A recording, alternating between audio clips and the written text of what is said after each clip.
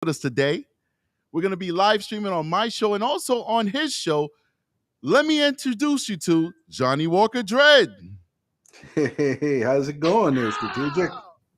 Doing all right, man. Appreciate you for coming through, man. Thanks a lot for actually, this was your idea, but weirdly enough, you're like, hey, you know what? Even though it's my idea to have you on my show, how about we simulcast it on both our shows? So thank you, Johnny Walker Dread. Yeah, no problem. Hey, isn't the simulcasting thing such a cool feature? Say again, It you really broke is. up a little bit. Oh, isn't this simulcasting a really cool feature? It really is. It really is. And it allows, content creators to both kind of benefit from the collaboration. So I think it's great. Mm-hmm. Yeah. Yep. Absolutely. So, let me tell you what. Let me tell your audience a little bit about me. But I have my own channel, the Johnny Walker Dread Show on YouTube, and it covers primarily I think police brutality is a large part of what I do, but sort of debunking a lot of the myths that surround it. And of course, I have a ton on Kyle Rittenhouse and a few other deals. The Crystal Kaiser thing I've covered very thoroughly. But I have around 500 videos now, and I think 300 of them are on Kyle. Nice. I mean, it's a good topic to focus on. Kyle Rittenhouse, one of the most misunderstood situations that happened in American history, in my opinion. Let's keep going. Well, it's extremely sophisticated. What happened? There's so many working parts and so many places to have misunderstandings.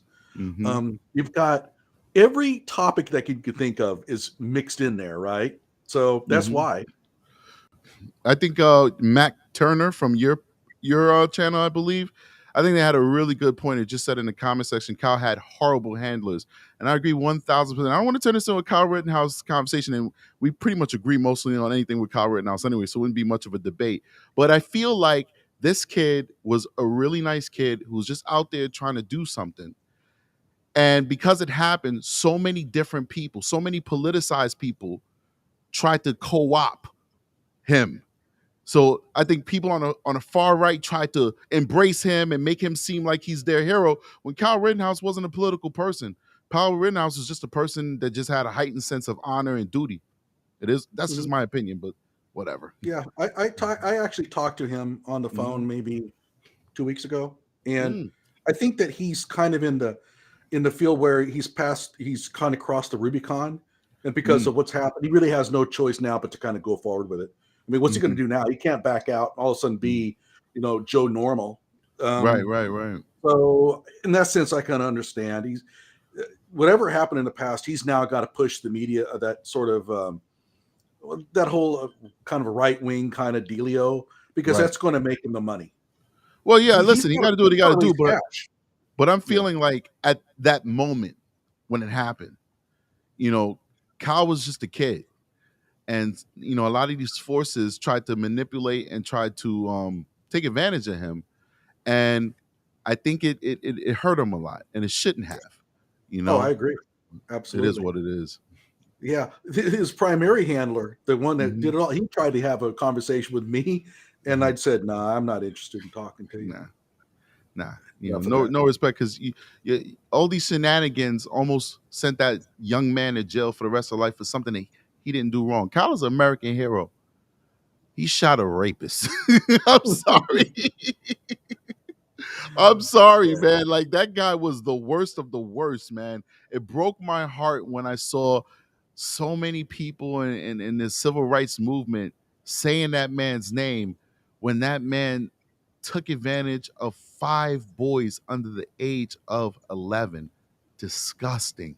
And I'm saying took advantage by being nice. We all know exactly what he did. He wasn't a molester. That has its own specific definition. He was a rapist, the worst of the worst. How would you like? I mean, he had his girlfriend, right? Fiance.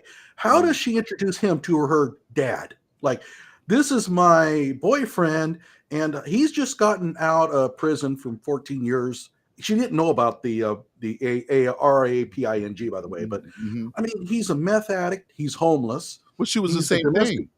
She wasn't taking him home to her dad. He was the same thing. She was the same thing. Yeah, I agree. She was sleeping in the tents with him, sleeping in the cardboard boxes with him. Yeah. Yeah. She was a meth So, addict too. She just mhm. wasn't dumb enough to OD as much as he was ODing.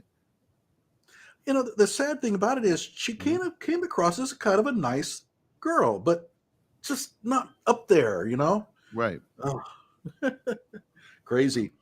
Well, so what are we going to talk about tonight? Well, I mean, listen, I'm down to talk about whatever, but you said you wanted to talk about race and police brutality. I just want to let the audience know because I did advertise on a live that we were going to have a lawyer on the show by the name of Potentially Criminal. That's his Hmm. YouTube name. That's right. Unfortunately, he had to back out for some personal reasons or whatever. We'll definitely enjoy talking to him at a later time if he's still up to it. But he's not going to be on the show. It's going to be me and Johnny Walker Dread to definitely steer this conversation and hopefully have a real good conversation about some sensitive issues. So you said you wanted to talk about Tyre Nichols. You want to talk about the Jason Kloepfer. Am I saying his name correctly? Kloepfer? I don't know. I've heard it Mhm, pronounced different ways. mhm. Klopfer is how I think I've heard it mostly Kloepfer. pronounced. And by the way, Chris Dyer has got a message there for you. Mm-hmm. He says that Kyle Rittenhouse made me realize that people are sick on social media. He hasn't seen anything yet because they're going after the white. They're going after the white cop, and this Mhm, is going way beyond what Kyle mhm. Rittenhouse faced.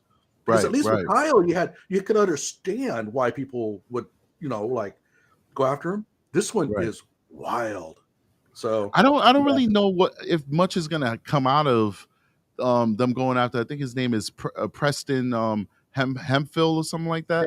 Hemp Hill, yeah. Yeah, I doubt that much is going to come out of it because, all right, so in the Kyle Rittenhouse situation, Cal did shoot three people, Yeah. and one of those people died, and two of those people died, right? Two of those people died, and one was seriously injured. His hand looked like hamburger meat. So you did have something to work with, even though we all know it was justified shooting, but you had something to work with. In this one, this officer arrives after the victim, Tyree's already being accosted by two African American cops. He doesn't know what's going on. His job is to back that person up. And Tyree was clearly resisting.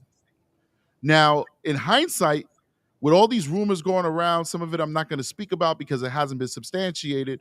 He may or may not have known that his life was in danger based on the people who were accosting him. If those rumors are true, the rumors aren't true, then he's just not resisting, not cooperating as he should. He's not following instructions as he should.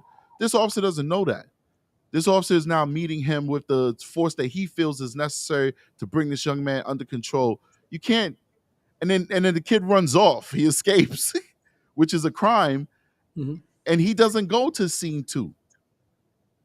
If he's at scene two and he's watching these officers treat this guy like whack-a-mole, then yes, he could be charged for failure, for official misconduct and departmentally charged for failure to intervene. Because as officers, especially after George Floyd, everybody in America got explicit training. If you see somebody going overboard, you're supposed to stop them.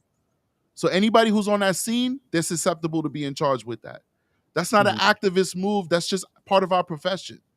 This just is what it is. Just like a psychologist has a duty to report if somebody's saying something to them about abusing children, they have no choice but to do it. Officers have no choice but to intervene when other officers are stepping over that line and abusing citizens. So if you're there and you're watching this violence, you're going to get departmentally charges because you didn't stop it.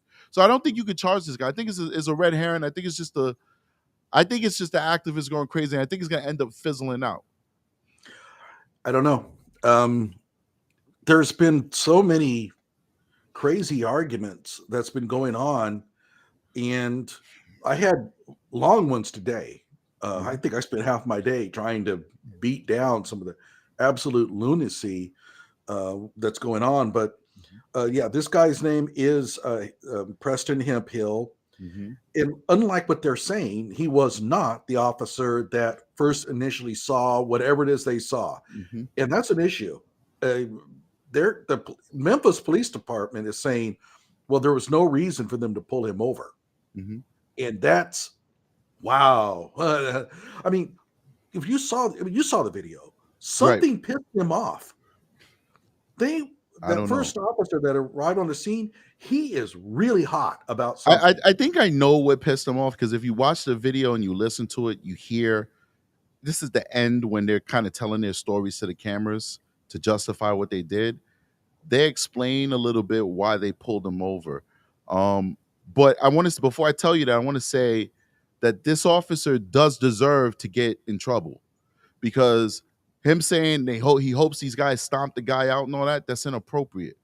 You know, Yes, and so even his tactics was off. I heard he's a detective. I don't know if this is true or not, he's but a detective. Yeah. he's a detective. Like, his tactics is all off. Like, pepper spraying. He, first of all, he took his whole team out by pepper spraying the guy. You know, like, Wait. was it a According to different the guys? police report, Mm-hmm. it Mm-hmm. wasn't him that was pepper sprayed. It was Okay. um, Haney or something like that. Oh, Now, that dude is, he's dumb. Whoever did the pepper spray is stupid. Then none of yeah, them were doing ground tactics. None of them were down on the ground trying to get his hands. They were asking him to comply. That's not what we do in our job. We ask you to comply and we make you comply. But they were mhm. going with scare tactics for the compliance, but that wasn't working. And in the police academy, it says if what you're doing isn't working, you do something else. So it's 3 officers. If he's not putting his hands behind his back when 2 guys got tasers out and 1 guy has pepper spray, you put that stuff in your pocket because he doesn't have a gun or a knife on him. And then you grab his hands, grab his back, you start doing what you got to do. You start using ground tactics. But Mhm. at the end of the video 4, whatever it was, he says, yeah, we're driving, and this guy whips around us and goes in front of us. Then he hits the brake, and then he puts his signal on. That's what he said that this young man did. What I think happened is what I've seen in my own career tons of times. When we're in unmarked cars, oftentimes the citizenry doesn't know we're in unmarked cars. And we're not driving at street speed. We're driving what we call patrol speed, which means fucking slow. So we can see if something happens, right? We can see what's happening on the streets. We can watch people. We're going 6 miles an hour and everybody else is going 15 or 20. That's And people annoying. cut you off. And They now get you're driving, you don't know this guy's a cop. You're like, what the fuck is he doing? I'm trying to get home, right? So you mhm. zoom around him. That's what he did, I believe. From what these officers said, I feel like if all those other rumors aren't true, which I'm not going to talk about on this show because I don't want to spread false information, but if all those other rumors aren't true, based off of what that officer said at the end when he's talking with his buddies, I think it was an ego trick. I think he sped around them, and then they're like, screw this guy, this guy's disrespected us or whatever, they're machismo, they're the scorpion team, and they decided to do what they've done in other situations. And I just put a video out, a live that I did last night, where I showed interviews of other people who got harassed by the scorpion team. They're ultra machismo, testosterone up to the fucking necks. They go kick down doors and they ask questions later. They harass people on those streets. That's what I think happened. Yeah, and keep in mind that this police chief ran the Red Dog unit in Atlanta. And they had the same kind of problem. You know what happened in Atlanta? They beat up one of their own officers. He was Wow, I didn't even know undercover. that. Didn't even Oh, know you that. know that? Yeah, I that's only the know reason about why what they they did in the gay club, but wow, please tell us what happened. Well, yeah, they did a raid, and one of their undercover officers was there inside the building, I suppose, Right. because as an undercover officer, he's kind of sort of be there. And Right. they beat the ever living crap out of him, and he sued them. And that was sort of the end. Now, to be fair to the police chief, she wasn't she wasn't the head at that time. That came later. Well, But she Red was the Dog unit, head. She was the head of special operations, which Red Dog fell underneath. right? But she wasn't at that time. She had, I think, moved on. But the thing Mhm. is that she ran that unit, and during the time, Oh, she there was ran it. Yeah, that was always 2009, and she was suspended in 2008 for the other uh controversy that she had with the whole sex crime situation. You're oh, right. I But didn't go even ahead. know about that one. You didn't know about that one? You didn't, well, No, I this didn't. you didn't hear about her This friend sounds who, juicy. her friend's husband was having sex with underage children.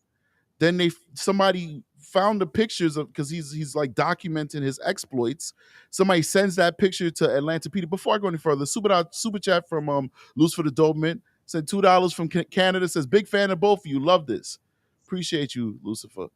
So they send the pictures to the detective squad in Atlanta, and they start initiating an investigation on a sergeant's husband. So it's a kind of quasi internal investigation. And at the time, she was, big wig, and she's friends with that sergeant and the husband, and told those detectives to stop investigating him.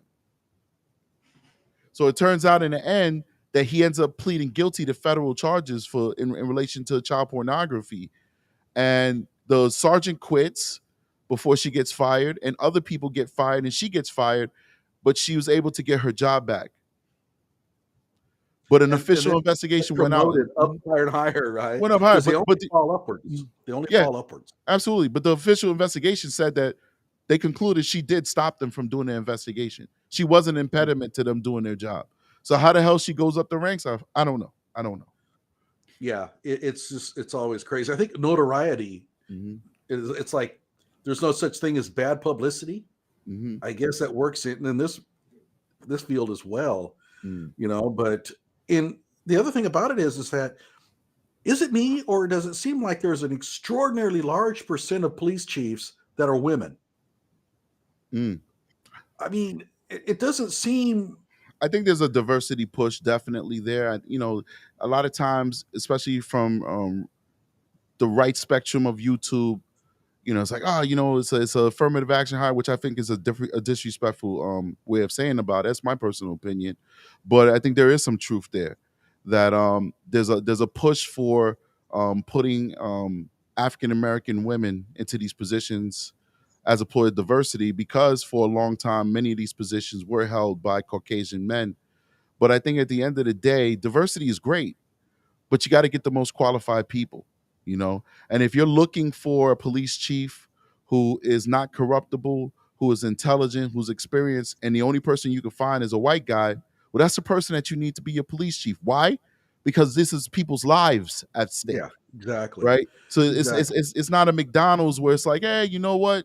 We'll just have a Spanish manager, black manager, Asian manager, white manager. We'll have a whole rainbow of manager, and the only thing they got to supervise is how long do you keep the French fries in the oil? No, this is about the culture of the department, which is set from the top, and it really is. To tell you the truth, like being in the State Department of Corrections for so long and seeing how the structure works, the command structure, then becoming a police officer and seeing the same thing, seeing it on these different levels, the top of the organization really does matter, because what they have discretion to promote people who think the way they think, and then to set the disciplinary structure to punish people who think the old way.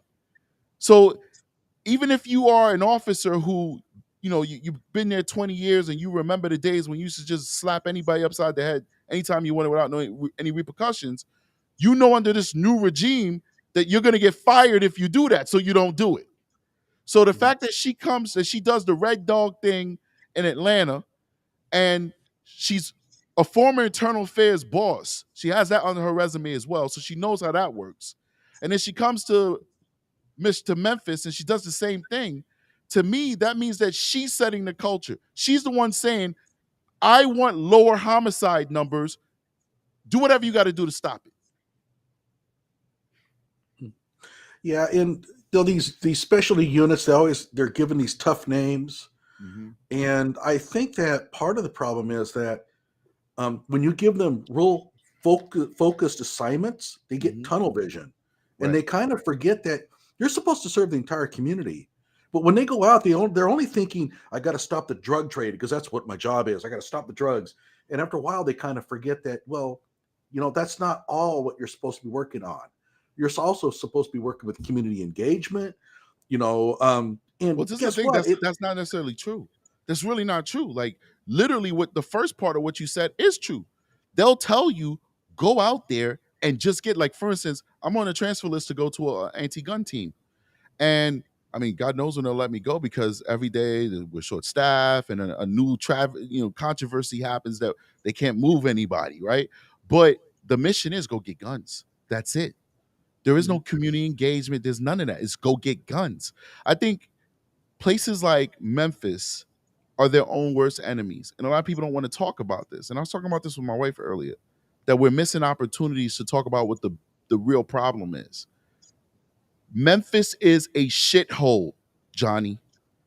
Memphis is a war zone. You look at the numbers. I talked about the numbers last night on my show. They're number 12 in homicides in America. When you look at violent crimes, they're number 2 in the country.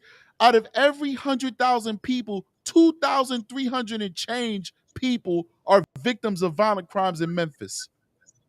Their average for homicides is 44 point whatever percent out of every 100,000. Whereas 44 people out of every 100,000, every else in America is between 6 and 6.5% out of every 100,000. They're worse than Chicago. They're worse than LA. So I'm not defending these cops because I think that they're barbaric and they're brutes, and you can work in these environments and still be professional, but we can't let it escape us that they're working in a culture and an environment that is filled and rife with violence. You get those numbers when you have a community where if somebody bumps into somebody else, they're ready to fight, pull out a knife or pull out a gun. That's the only way you get those numbers. You don't get those numbers from drug trade, gang violence. You don't get those numbers. You get those numbers when people are willing to commit senseless violence against their neighbors over minor disagreements. There's not enough drug dealers and gangsters in a city and a town to give you those type of numbers. That's the type of situation that these cops are in. It's easy to get into a us versus them mentality when you hit the streets and people say, F you, cop, screw you, cop, and people killing each other every day in front of you. It's easy to get that us against them mentality where it's tunnel vision. Everybody's a freaking criminal and I'm going to go after them. Not justifying it, just trying to give you guys some insight into the mentality.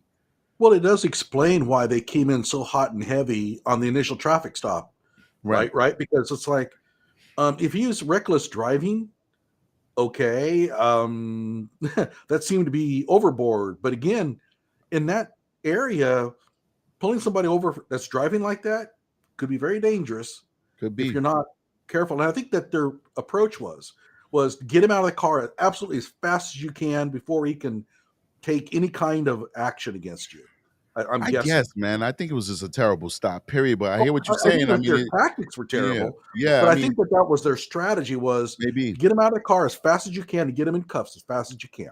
right. And It's a terrible strategy, though. But no, it is in line with what we're talking about yeah, having a working environment that such as Memphis. But it's just it's a place that we should never want to be in America, where our police officers are doing things like that. Because normally when you catch somebody reckless driving like that, it's let me get your license and registration. Like they're still sitting in the car. Because yeah, but reckless driving means that you're driving typically. I don't know what it is in Memphis. I have to look it up in Tennessee rather, because it's going to be a state law. But reckless driving typically is you're driving over a certain amount for the speed limit. So if the highest limit that you could get a ticket maybe is 85, if you go 86, I'm just choosing a number, 86 is reckless driving. right. And Like that if you becomes arrestable, right? huh? That It's becomes arrestable. arrestable at that point. Yeah. Some places could give you a citation and return back to court. Some places will arrest you. If the situation that I explained and the situation that the officer explained at the end of the video is true, then you would only be able to get him on a VTL, which is like an improper lane change or something like that. That's a ticket. Like this guy did not explain that he was going 90 miles an hour in a 15-mile-an-hour zone, and he sideswiped somebody. That could also be reckless driving. He sideswiped somebody, but then it's also leaving the scene of the accident. Whatever. The bottom line is nothing that that the officer described out his own lips rose to the level of reckless driving. And reckless driving is not a felony stop. Reckless driving would be, okay, let me step out the car, let me talk to you, and then you arrest the person. It's not guns out, get out the effing car or I'll blow your head off. Those are two different situations. You're not supposed to do that to a citizen unless they present themselves to be a deadly threat, or unless you have reason to believe that the person is a threat to your physical condition prior to that, which would be called a felony stop. Yeah, I mean, now the actual police report stated that he had driven in the wrong direction on traffic, which I think you're right. It sounds like he just went around to try to get around him. And I guess the brake check was there. I didn't see that in the actual report though. But the problem is that you can't really trust the police report because it looks like they were really covering their ass as best as they could under the circumstances. And that's going to get some people in trouble, I think, Right. because So clearly what they're describing did not happen. right. So I think one of your viewers, Charvak Carp, and this is he's quoting it, but I'm going to take his word for it. But we should all verify ourselves as well. It's in the comment section. No disrespect to you, Charvak, but I always say this when people put information in the comment section. So Charvak says in Tennessee, and he's quoting, any person who drives any vehicle in a willful or wanton disregard for the safety of persons or property commits reckless driving.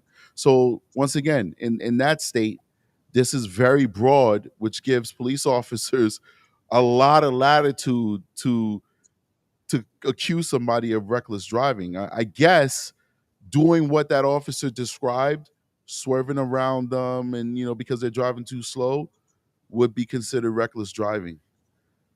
But Okay. but once again, all right, so you got that right, but now we're talking about tactics. You don't treat it as a felony stop. Mhm.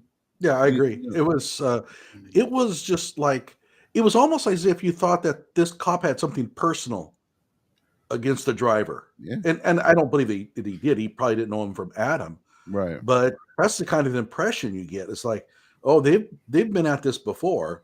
right, It was that over the top, really, right, just almost a rage, right.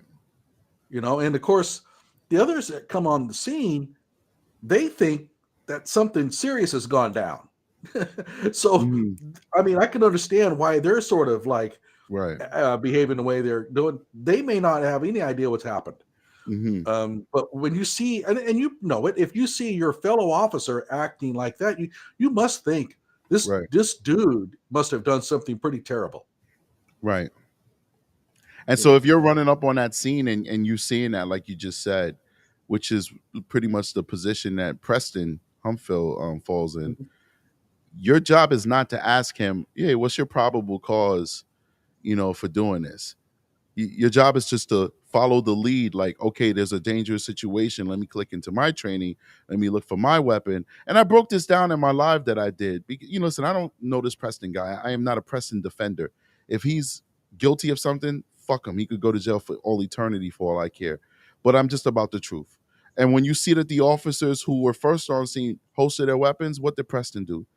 He holstered his weapon, and transitioned to his taser. So he's pretty much doing what you're supposed to do when you come on a scene. You don't know what's going on. You can't see what's in the car, but you're looking at these officers to be your lead. He just holstered his weapon. Okay, so he's telling me that the situation is no longer dangerous, that I need my gun out and put my gun back. It's a bad stop, and he said some crazy shit he shouldn't have said, but that doesn't mean he should be charged criminally, and it may not even mean that he should even lose his job. Basically, retraining in a rapping man would probably be the best, which probably would be a appropriate remedy for what he said. Yeah, I mean, you would have to look at this and say, look, if the guy hadn't died in the hospital Hmm. or hadn't been beaten severely, what would be the appropriate punishment in that case? Well, that should be the appropriate punishment. It's not like anything he did Hmm. caused the actual beatings, but there's a logical fallacy, the cause effect fallacy, that's Hmm. really creeping in hard and strong, and we saw it with Kyle Rittenhouse as well. And that is Hmm. this: if not for this wouldn't have happened. And Hmm. so they're trying to make the case that, well, if he hadn't tased him and Hmm. scared him off and made him run away, then the cops would not have caught up to him and beaten the Right. living crap out of him. That's the argument. Well, And I of mean, course, we can make another argument and say, well, if he never ran off in the first place, I wholeheartedly believe that, and this is predicate on the rumors not being true. Because if the rumors are true, then he probably would have got killed anyway, but or beaten. Rather, I don't think anybody wanted to kill him. I just think they went too far and they weren't aware of how frail he was, and the fact Crohn's disease is not going to get you killed, but it's a condition that makes you a little bit weak because it's dealing with your stomach. And I think they just went too far and they beat him to death. But I wholeheartedly believe that based off of what I saw, if he had just cooperated and put his hands behind his back in the first stop, maybe he'd still get roughed up, but he'd probably still be alive. I think the whole situation of escaping from these guys, running away, these guys getting on the radio and asking for a second, you know, Scorpion team, and everybody's now riled up because there's a guy who's existing. That's what we call it, purpose existing. You know what I mean? He's still out there. Um, mm, it kind of elevated it a little bit. You know, doesn't mean he should have died. These guys need to go to jail forever. But I've been saying this since the beginning of my show. Cooperate. You know, cooperate. There's a comment in there, Johnny. You're arguing against how felony murder charges. Um, so the idea behind it is, you can correct me if I'm wrong, strategic, but a felony murder charge, there has to be a strong nexus between your actions and the actual murder that took place, and also it has to be a felony. Well, see, we can't have this conversation because not every state has felony murder charges. Oh no, that's true, and I don't even know what Tennessee is. Yes, we don't know what Tennessee is. You know, so most often when you do felony murder, it's like you and your boy go rob a bank, and the cops kill your boy.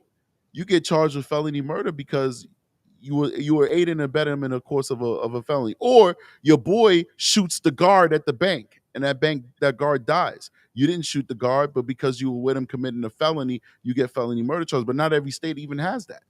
You know, right? I think in this case, the only thing we're dealing with is they charge him with murder second because in Tennessee, if you beat somebody up and you should have reasonably known that it would cause their death, that's murder second. A lot of states don't even got that, right? Murder one would be some type of premeditation. So if those rumors are correct that there was some kind of nexus and connection between these folks, then I think the charges will most likely eventually be upgraded to murder one. Yeah, I think that he was referring to Hemphill being involved or responsible for the death of. No, because he's acting under. You see, it's different with police officers. This is not a mob, even though a lot of anti-government people would like to think that. Yeah. Right? So I might be mistaken, and I'm not sure. I didn't get to read all of it, but it has to be a felony. And in a lot of states, there's only certain felonies that count. Yeah, that's true. But also, even if all felonies counted, Hemphill is acting under the color of law. He is in the capacity of his official business and his official duties when this encounter happened. He responded to a call for assistance, you know? So it's not going to work that way. It would never be easy to connect that in a court of law and say that a responding officer that wasn't even on the scene of the killing is somehow responsible for the killing by other officers. Yeah. No. I mean, anybody I think that looks at this thing from a logical standpoint realizes the problem with this argument. Now, my question to you is, how strongly do they have to show that an officer's actions at that scene actually led to the person's death? Which one? The first scene or the second instance, they're kicking the crap out of him. Oh, it's easy because first of all, what you have to show with police officers is that other officers would not do what that officer did. That officer's actions was unreasonable. It's not what other officers would do. That's what you have to prove, basically. So when you have these two officers holding his hands out like he's Jesus on a cross, so that another officer could punch him in his face and beat him with a baton, you're showing that these guys are acting outside of the scope of their training and outside of the scope of their duty, and that their actions have arisen to a criminal level. And for the second-degree murder charge in Tennessee, you just have to prove that them beating him up, that most reasonable people would believe that if you beat somebody up the way that they beat him up, that it could result in that person dying. So if you're doing body strikes with a baton on somebody and they can't protect themselves because their hands are being pulled, and if you hit them in the head, I think there was one strike of the baton to the head, if I'm not mistaken, I believe I saw that, and then multiple punches to the head where the person once again cannot, protect themselves, this stuff could lead to death. Mm-hmm. Right. You don't have to show that it actually did lead to the death. No. So you think that all 5 of these officers are in serious trouble? Absolutely. I think they're in trouble because they should be in trouble. Yep. And the factor that goes after people that haven't always done things wrong, but they got in trouble, is the social and the media factor. All right, like Mhm. the times that we're in, the social unrest, the the the racism aspect, the police officers are bad aspect. All of that is going to feed into getting these guys convicted. The only difference is in this situation, they should be convicted, you know, but they Mhm. got a lot of things stacked up against them. The brutality of what they actually did that made them earn the charges, and also the social climate that we're in is going to make sure that those guys getting convicted, and I believe not just in state court but in federal court as well. Yeah, another thing that kind of struck me as really unfortunate was their manner of speaking afterwards Mm-hmm. was almost gang level type of banter. Mm-hmm. And, you know, part of it is, and I don't Mm-hmm. like it, and I don't know how you feel about it, but Mm-hmm. police officers are now using a lot of profanity that I'd Mm-hmm. never heard before. And you're starting to see now some real vulgar, I wouldn't necessarily just say language, Mm-hmm. but sort of the vulgar kind of Mm-hmm. just almost gallows humor kind of thing that's creeping out.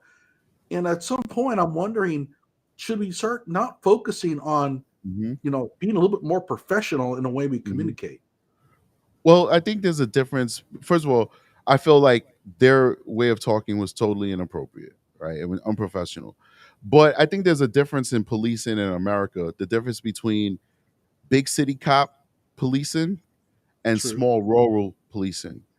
And a lot of times, small rural policing, the police officers are much more of the stereotypical police officer you see on TV, whereas big city officers typically are more urban in the way that they deal with people. And this goes across racial lines, right? Like they all talk like it's regular talk. It's not like so sometimes like when I speak to people, I speak to them like human beings when I'm out there working. But I there's a lot of people who speak, sir, ma'am. That's not, that's a cultural thing. But Mhm. I think there's another aspect because you could speak to people like regular people and still not, speak the way that those guys were talking. I think that we're not investing in police and we don't treat police as a true profession. And police pay is usually very low. It usually has good benefits because it's like one of the few union jobs that's still available out there, but the pay is usually low. And especially after George Floyd, when nobody wanted to be a cop because of the stigma that was associated with it, I think a lot of riffraff was able to sneak into police departments because they could not recruit. And if you look at these guys all had less than 5 years. I think maybe one of them had 5 years. Everybody else had between 2 and 3 years on the force. Yeah. They were young. Yeah. They're young. And so what does 2 to 3 years mean? Screw their age. 2 to 3 years mean to me, you got hired around George Floyd. You got hired around the time when police officers, where they couldn't find people to do the job, when they were lowering the standards, where they were taking people who had a little bit of a criminal record, where in the past it was so competitive that they took nobody with a criminal record, where they're taking people who can't even speak English.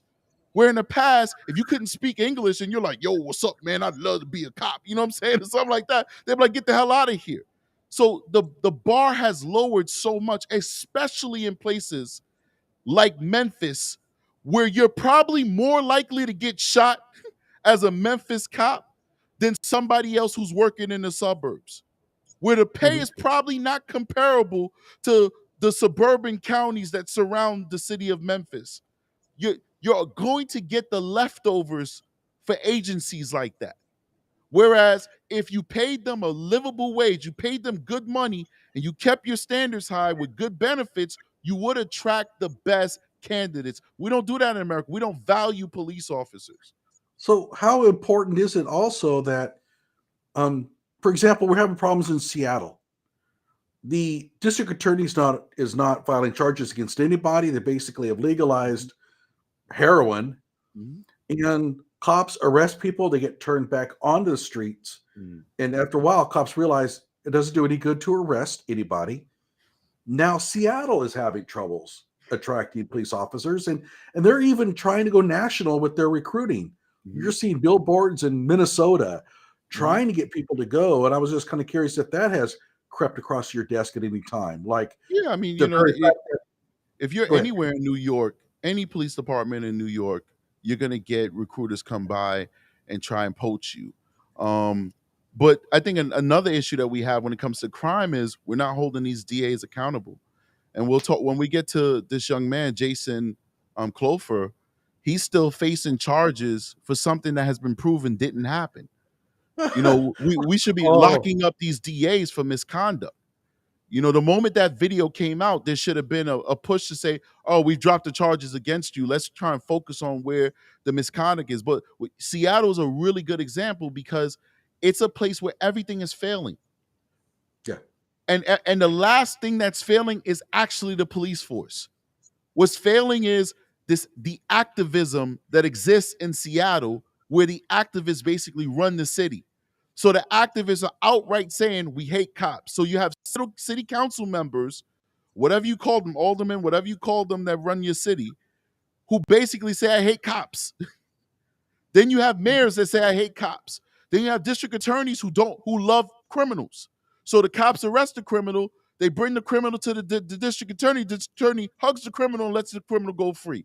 So it's a Mhm. breakdown in the system where it's like, even if Seattle gets paid good money, which I think Seattle gets paid decent money, they're like at 80s, 90s, like 80 I something think it's thousand, higher 90 something now thousand, because of the recent even higher. rash They, or they might be yeah. touching 100,000. Who would want to work in an environment like that where if you make one mistake, you're going to get fired? I just went to a training. I told you they're trying to put me in this gun team where they're teaching us about, how to restrain people, don't put your knee on the person's neck and all that extra stuff, right? And they showed Seattle.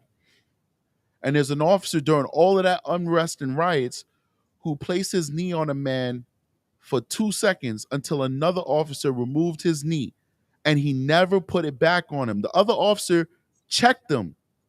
It was a mistake. They fired that officer. Now, I understand you fire him if he put his knee on the guy while he's trying to restrain this guy, and the officer tried to move his leg, and he's like, "Nah, I'm keeping this knee here." I get it. But Mhm. another officer checked him. He realized he made a mistake. The man didn't die. The man didn't suffer any long lasting injuries or anything. And he still fired the officer. Who'd want to work for a department like that? Yeah, yeah, exactly. I mean, who would want to work? I just read an article the other day. You'll like this. A couple of ladies that own this hair salon, they are having to get out of town because guess what? The police aren't coming. The police have realized that they can't arrest anybody, and the homeless are taking over. And so people, their patrons are coming in, are getting attacked. And you won't guess where this is happening. Mm, This is Austin, Texas. Austin is going to be the next Seattle. mm, Well, you wait. yeah, yeah. But yeah, just by the way, there was a comment here. I wanted to see. Oh, I'm sorry. It must have gone by me, but Hmm. somebody said something there that kind of caught my eye. But go ahead. I'm sorry. No, it's all good. No, I mean, I agree with you 1,000%. But, you know, I'm an optimist. And, I haven't been around as long as you have because, you look like a senior citizen. But I've been around for a while. I'm gonna have Yes. to get a little bit more of this here. My wife, by the way, is probably writing you some really nasty comments. I'm just teasing, man. I'm I'm not teasing. there yet. I'm not quite to the Denny's, like value meal thing yet. I can't wait till I can get a discount.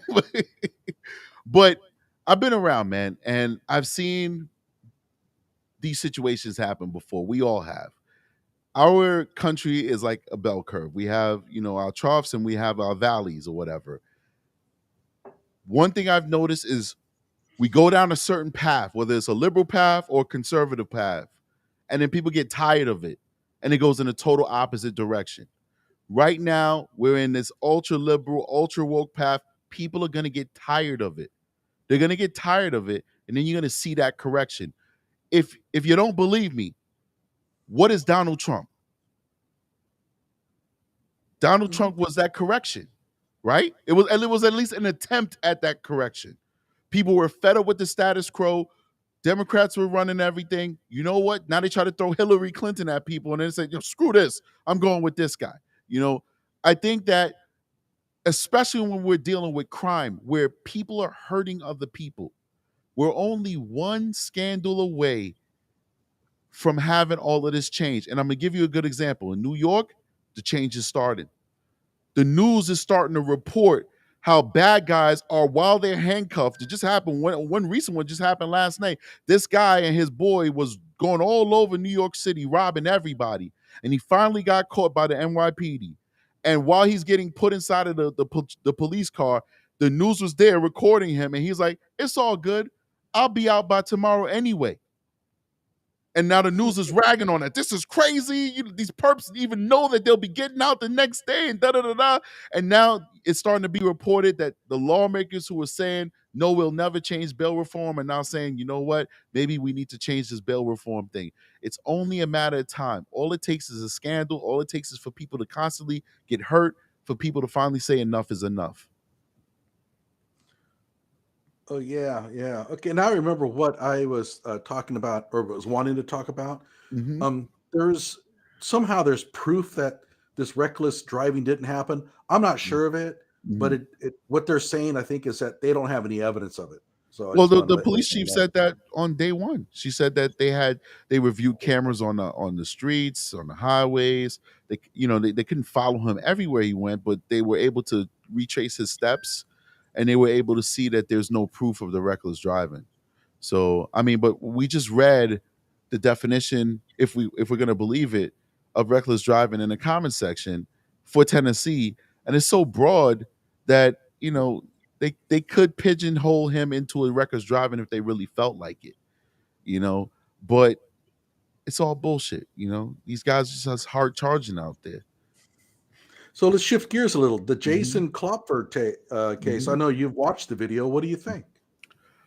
Wow. First of all, I think that that's another case where somebody should be prosecuted. Um, we can actually watch the video. Yeah, We'll watch the let's video. watch it Yeah, let's do that. because you're not everybody's necessarily familiar with it. Right. Outside, Jason. Step outside the door onto the deck and show us your hand. What's going on? What the Jason, we just want to talk to you. Come outside. Yeah, what? Show us your hand. What did you? I'm shot! I'm shot! What the hell?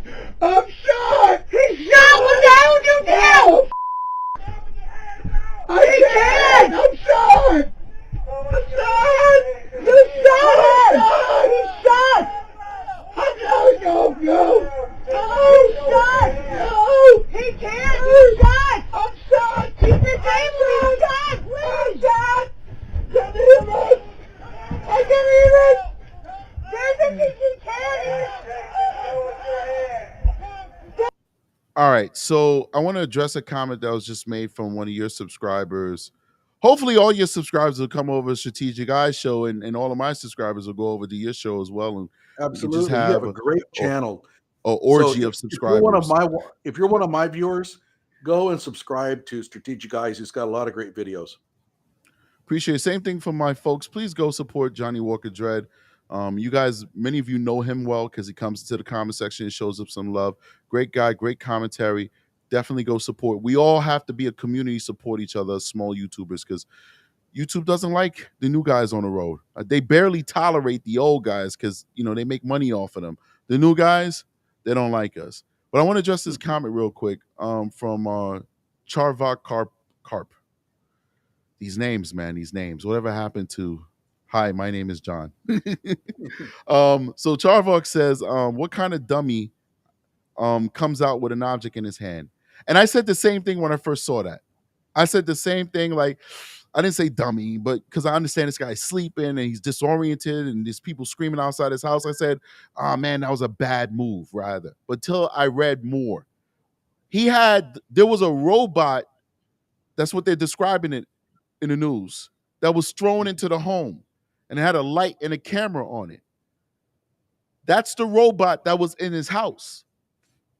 So when they tell him to come out of his house, he's like, "What's that? You know, in my house?" So he's picking up the police department's property, and he's walking out the door. And now, mind you, I still would say bad idea because you could get shot. That robot or that camera, mobile camera, whatever they threw in there, kind of looks like a gun, right? He's kind of got that kind of shape a little bit, but all of that goes out the window. Let me pull this picture up with us. I don't have a gun. I don't. I'm gonna pull this picture up. All of that goes out the window when you realize that he already had his hands up. He already had his hands up. You can't shoot a guy even if he has a gun in his hand if his hands are up. If a guy has a gun in their hand, we always say, put your hands up. And then we'll give them direction once their hand is in the air with their gun to drop the gun or let it hang and then let it drop or flick it, whatever, you know? You told him to put his hands up. Yes, he had an object in his hand, but he had his hands up in the sky when he was shot. He was not a threat at that point. Let me see if I could just pull it over to when he does. So here we go. Watch this. They could have shot him at that point. They could have shot him at those points, but they didn't. Now his hands are fully extended up into the sky. His hands aren't pointing at the cops. His hands aren't down to his side. His wife or his girlfriend's hand is fully extended up to the sky. His hands are fully extended up to the sky. There was no justification in shooting this man. Look at that. Now it's really even high. He's doing calisthenics right now. There's no justification for shooting this man at this point. What do you think about it? I think it's even worse than you think. They had a Bearcat. Oh, they drove up. They drove up in an armored vehicle. So they had cover that only a person could dream about. So even if he had a gun, yep, you don't have to shoot. I mean, how many times have we heard police say, "Drop the weapon, drop the weapon," right? Right. They also, and I sent you a picture of the overhead shot of the property. There's mature trees that ringing around that place. So if they wanted to get cover, yeah, there it is. So by the way, I'm getting an echo. I'm gonna put. I'll just say this: if you see on the side there, look at all the mature trees. And by the way, you'll notice there are like no nearby houses. So where did this 911 call come from? Real quick, can you explain to them like the story leading up to this? Because people inside of the chat are saying, why were they at the RV for? Can you give them some background on that? Can you stop the chair because the echo is kind of going in. Yeah. Okay. Is everything good now? Good. So here's what happened. They got a call from a 911 operator, and the actual 911 excerpts from the caller on my channel. I actually have a video came out where I played it. And this caller says that she's heard gunshots and that there was a woman saying, "Stop it, stop it." And they asked her how many gunshots. She said about 10. And that was it. So at around 11 o'clock at night, the sheriff's deputies show up at Jason's house. We're not sure what happened there at that point. But evidently they, because they don't have a SWAT team, they don't want to go into the trailer. They call the Cherokee Indian Tribal Police, who has a SWAT team, to come in. Now, I actually looked up on Google. It's about an hour and a half drive from the Cherokee headquarters to Jason's house. I mean, he lives way out in the boonies. Now, keep in mind, you've got to organize your crew. So, they're at the police headquarters waiting for a call, and they're driving a Bearcat. Are these guys actually Native American? I don't know if the police officers are. It's tribal police, but I don't know what kind of hiring they do. Right. I couldn't tell by their interactions. I didn't see any clues about that. But it is tribal police. It's from the reservation, the Cherokee Nation reservations nearby. But they didn't show up till around 5 a.m. Now, did the sheriff's deputies stay there on their premises until they showed up for 6 hours? I have no idea. Right. I don't know if the sheriff deputies stuck around during the actual shooting.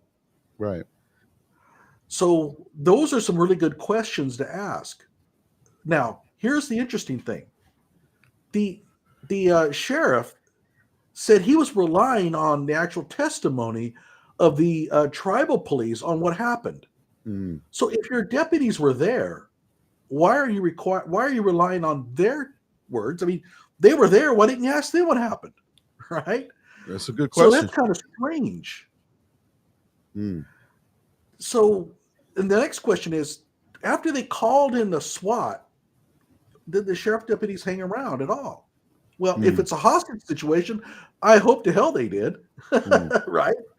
Can you imagine any kind of scenario where you would call in a hostage situation and then leave?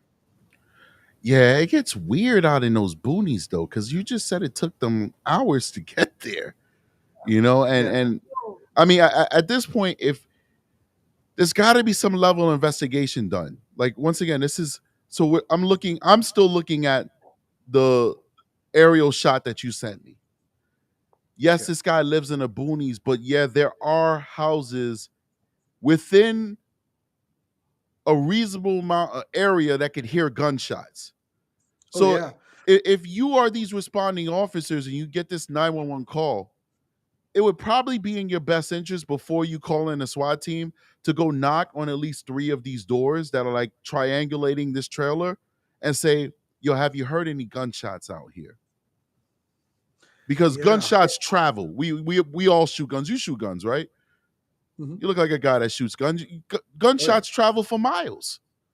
You know, And you especially can't tell where they're coming from. no. So, hey, did you hear anything? No, I didn't hear anything. Everything's been quiet all night. You know, maybe some type of investigation before you called it. So I don't know. Like I said, things get weird in these small towns. We see a lot of Yeah. weird policing, a lot of lackluster policing, a lot of just making it up as you go policing in these small towns. But I don't know. Well, but here's the other thing. The lady that called in the 911 said that she heard the woman talking, yelling, "Stop it, stop it." So she's within earshot.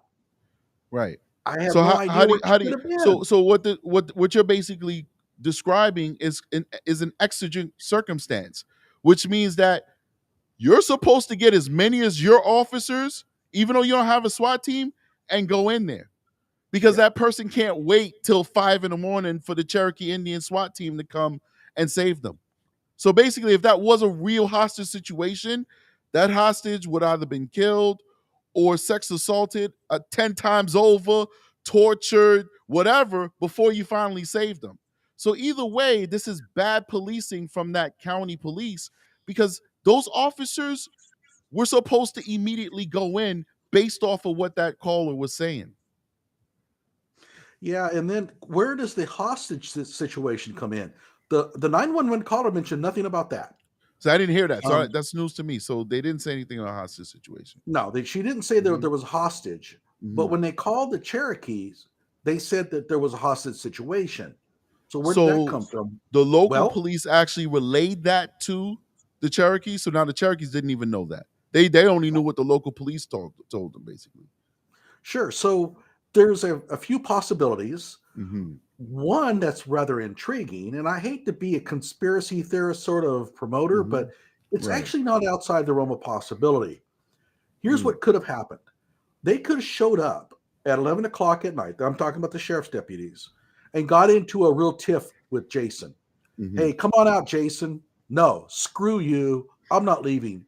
And they're like, well, we don't want to go inside because we'll get shot. Mm-hmm. What do we do? Well, we could go home with our tails between our legs like a bunch of cowards. What they could have done was they could have called the Cherokee tribal and said, hey, we got a hostage situation. Get them. Now, is this your theory or this would happen? This is a theory Okay. that I think is more plausible than maybe a lot of people think. In other Mm-hmm. words, they've got their feelings burnt, Right. and swatting Jason is a way of sort of like getting even for Mm-hmm. all the things that he said about them and the fact that he Mm-hmm. wouldn't cooperate or something like that. Mm-hmm.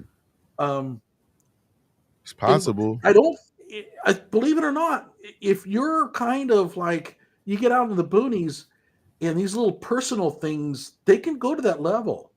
This is not outside the realm of possibility, in my opinion. I think it Right. could have happened.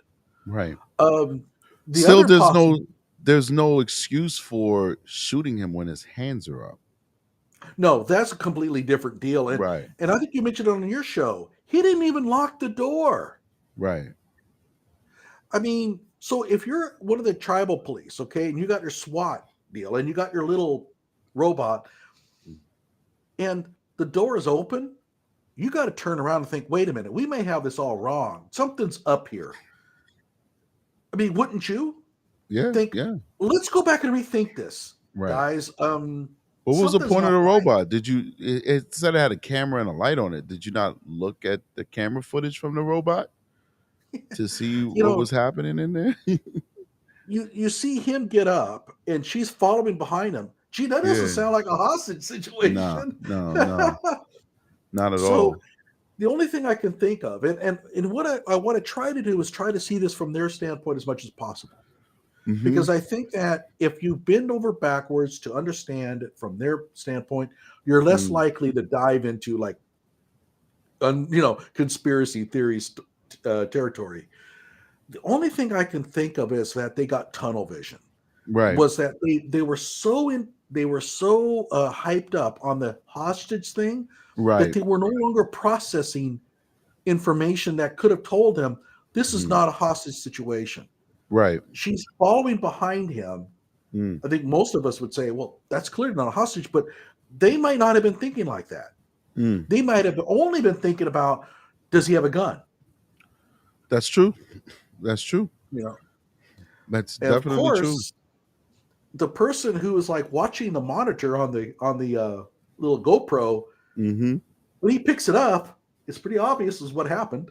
Right. So did she or he relay that to the officers that, hey, he's picked up the robot? Mm-hmm. And if that's the case, then you have to be thinking that's what he's going to be carrying when he walks outside. Right. If you're thinking clearly. But there's a I lot think of guys also, who are so trigger happy or yeah, so scary, nervous and it's that, 5 in like the you morning. said, it's fine when they get that tunnel vision, black object in his hand. But Yeah. once again, like you said, they're in a Bearcat. I'm pretty sure they had a substantial perimeter. I'm pretty sure the person who shot him was most likely a sniper officer.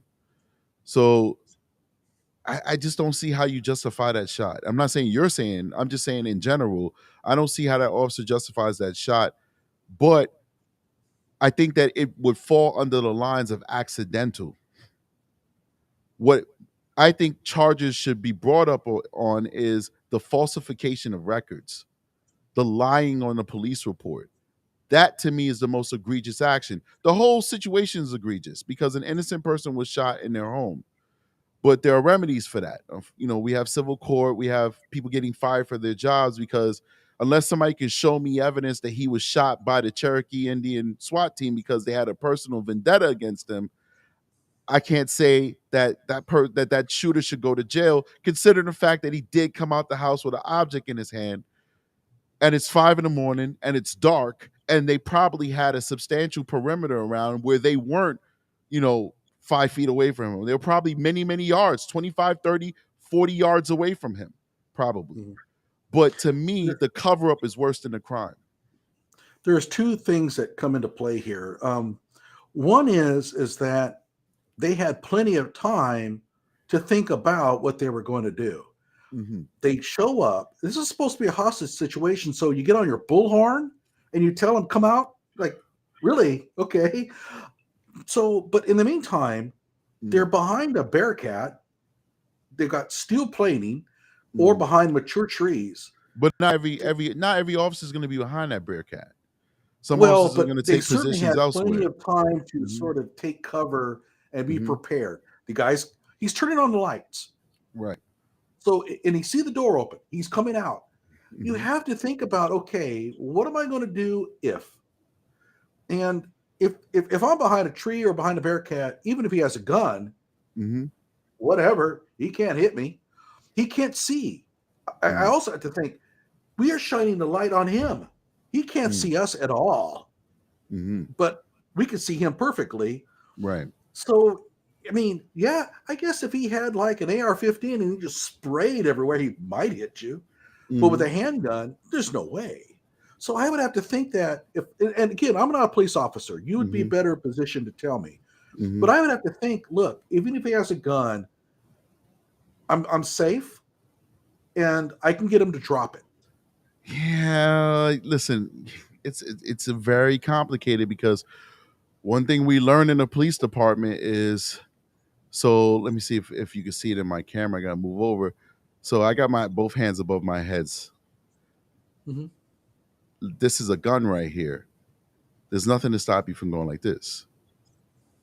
You know what I'm saying? So even if you think somebody has a gun in their hand, should you shoot them? No, but you're on heightened alert that there's a possibility that person who seems like they want to surrender might turn into a deadly threat by simply turning a gun like this and they can shoot at you. Will they be accurate? Maybe not, but they can shoot at you. So that's why I'm saying it's possible that that person could have believed he had a gun and could have freaked out and shot him. Oh, I agree with that. I And mean, let's face it. He shot for a reason. He did. right, They didn't go there to murder the guy, and that's another thing right. that I'm getting kind of tired of hearing Mm-hmm, is that well, this was all part of a conspiracy for them. They just wanted to kill him. They're from the mm-hmm, tribal police. That's a good mm-hmm. 2 3 hour drive. I mean, they don't know the guy. They Right. didn't get up at 5 o'clock in the morning to go out there and Mm-hmm. murder somebody. So I want to address Um, a good question because I actually supported the conviction of Aaron Dean. Graham finally son, if I'm saying the name correctly, says so. Don't see how you can convict Aaron Dean, but not in this case. So to me, there are distinct differences between the Aaron Dean case, which is a Tatiana Jefferson, and this case. In this case, the SWAT team only knew what the county police told them, which is we have a hostage situation and all the things that the 911 caller said. That's what they know. All right. And that's what they're responding to.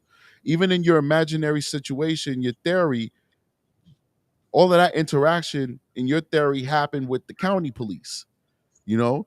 So the SWAT team is coming with the mindset of, okay, we have an armed and dangerous individual that possibly might have shot people, might be a multiple casualty situation, and might also be a hostage situation, right? They shoot a guy that comes out his house with an object in his hand that resembles a gun, in my opinion. So now let's go over to a Tatiana Jefferson. In that case, Aaron Dean did not follow proper tactics or protocol. And that is what lies, that is what the catalyst was for her getting killed. If she raised a gun, sure, he had a legal right to shoot her. The problem is, how did you get to that point? And I always say this: the hypocrisy. I don't know this, Aaron, the Miss or Mrs. Graham. I'm not. This is not personally to you, but what perplexes me about the Tatiana Jefferson case is that when you have people who normally support 2A, people who would normally be at the vanguard of saying people should arm themselves and protect their community, protect their homes, protect their family, how can you find fault in a Tatiana Jefferson being a lawful gun owner, possessing that weapon, picking up that weapon to protect her and her nephew when some stranger that she doesn't know is a cop is walking alongside the side of her house, not announcing himself, flashing a flashlight into her home? You can't have yeah, it both ways. It's a sticky situation, it is, but why give more deference to the officer who's not following protocol and not that same deference to the lawful gun 2A owner? That just to confuses be me. clear, though, I think that most of the people who watch that on the 2A side Mhm, still understand why Tatiana would do that. I mean, they're mhm, not against her. mhm, And it's quite possible, that in a case where you can have a self-defense with mhm, both bodies claiming mhm. self-defense and being absolutely correct. And I think Absolutely. that's kind of where they stand from. But Now, a lot keep of in those mind, there's same people also are the people who are usually anti-government. So why are Mhm. we supporting the cop now? When we know for a fact that that cop did not follow protocol. When listen, I'm not from that PD, but I would never approach a house like that. I do burglary calls all the time. The first thing we do is, who's in here? Police, come on out. We're not trying to get the drop on people. That's not how you do those type of situations. You don't want to get a drop. You want them to surrender. They'll let you know what they want to do. If you hear hustling in the back, oh, they're trying to escape out the back. You don't get the drop on people for the simple fact of you don't know who's getting a drop on who. They might be getting a drop on you, or you might be getting a drop on them. That's a risk we're not willing to take. We always announce ourselves. That is the best training possible for that type of situation. That's best practices. And so all law enforcement experts are saying you don't do that.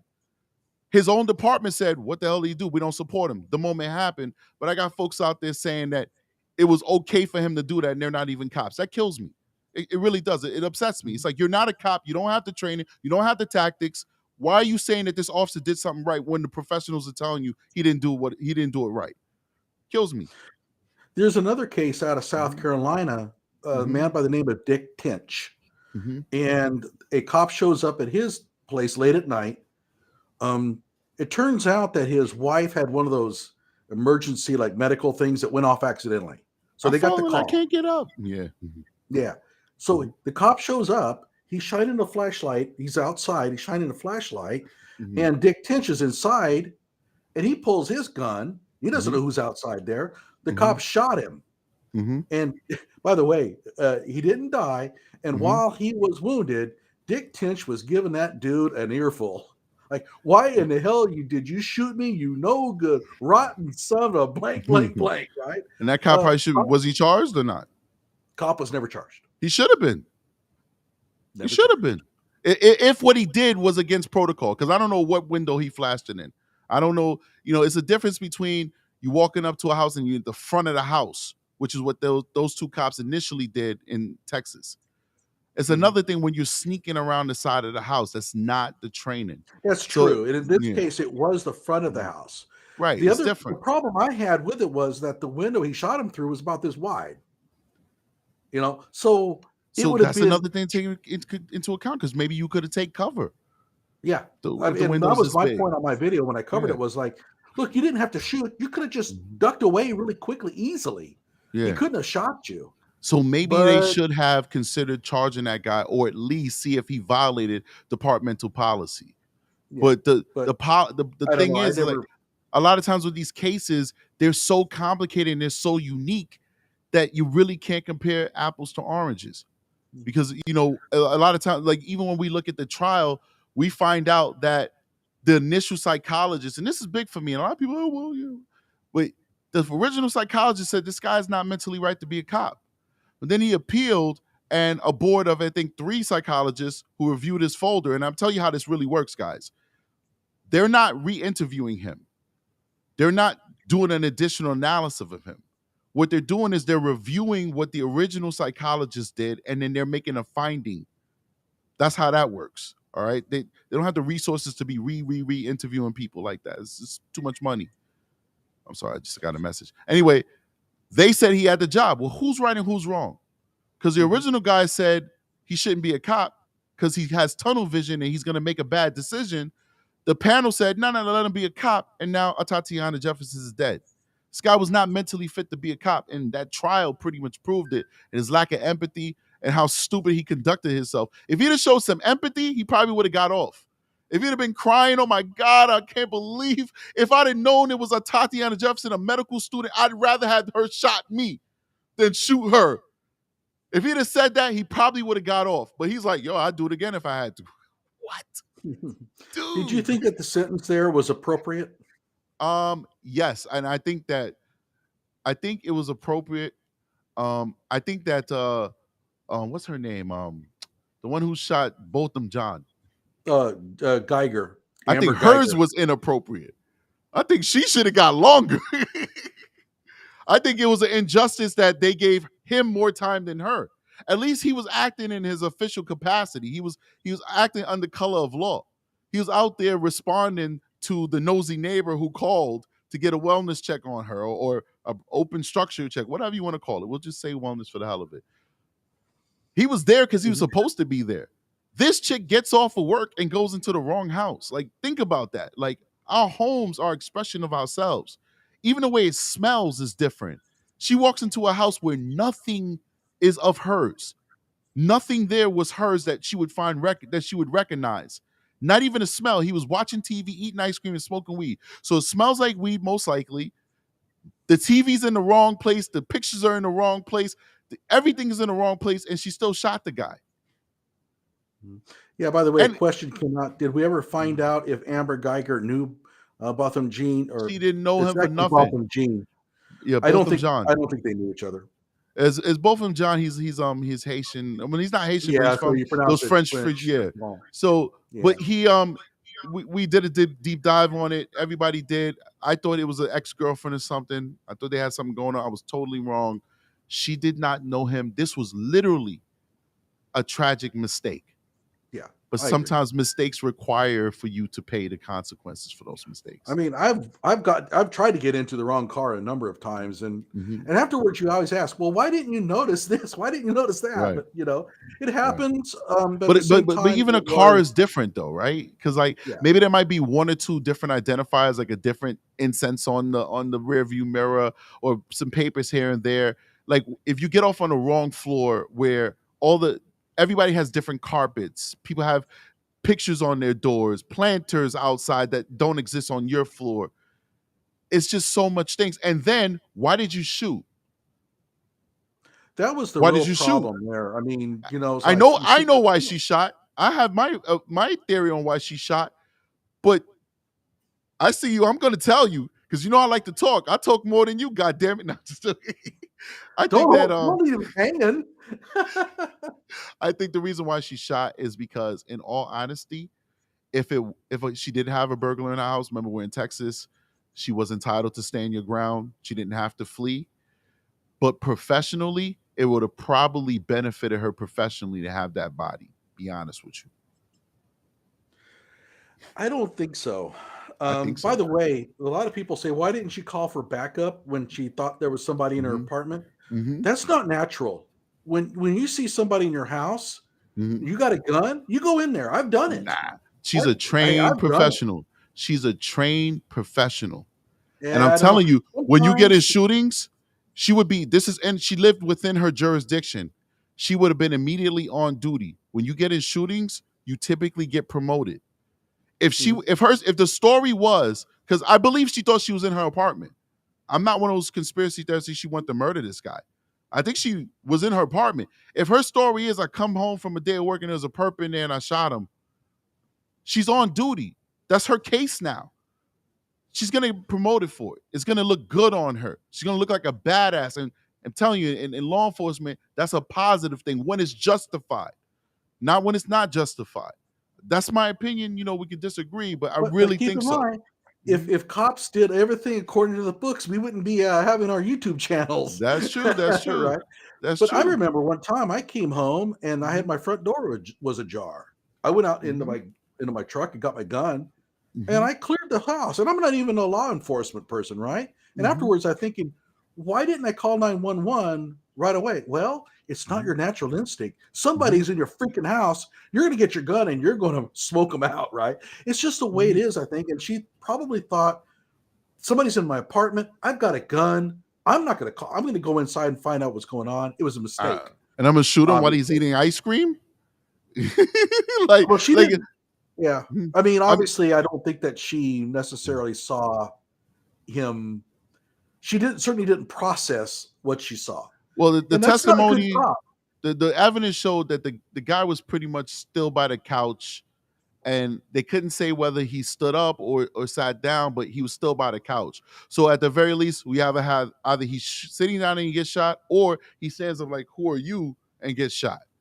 Like, does any of that justify using deadly physical force? No. And by the way, I thought that her sentence of 10 years, I thought it was appropriate at the time until I found out that she could actually get out earlier. Then I thought it's a little light.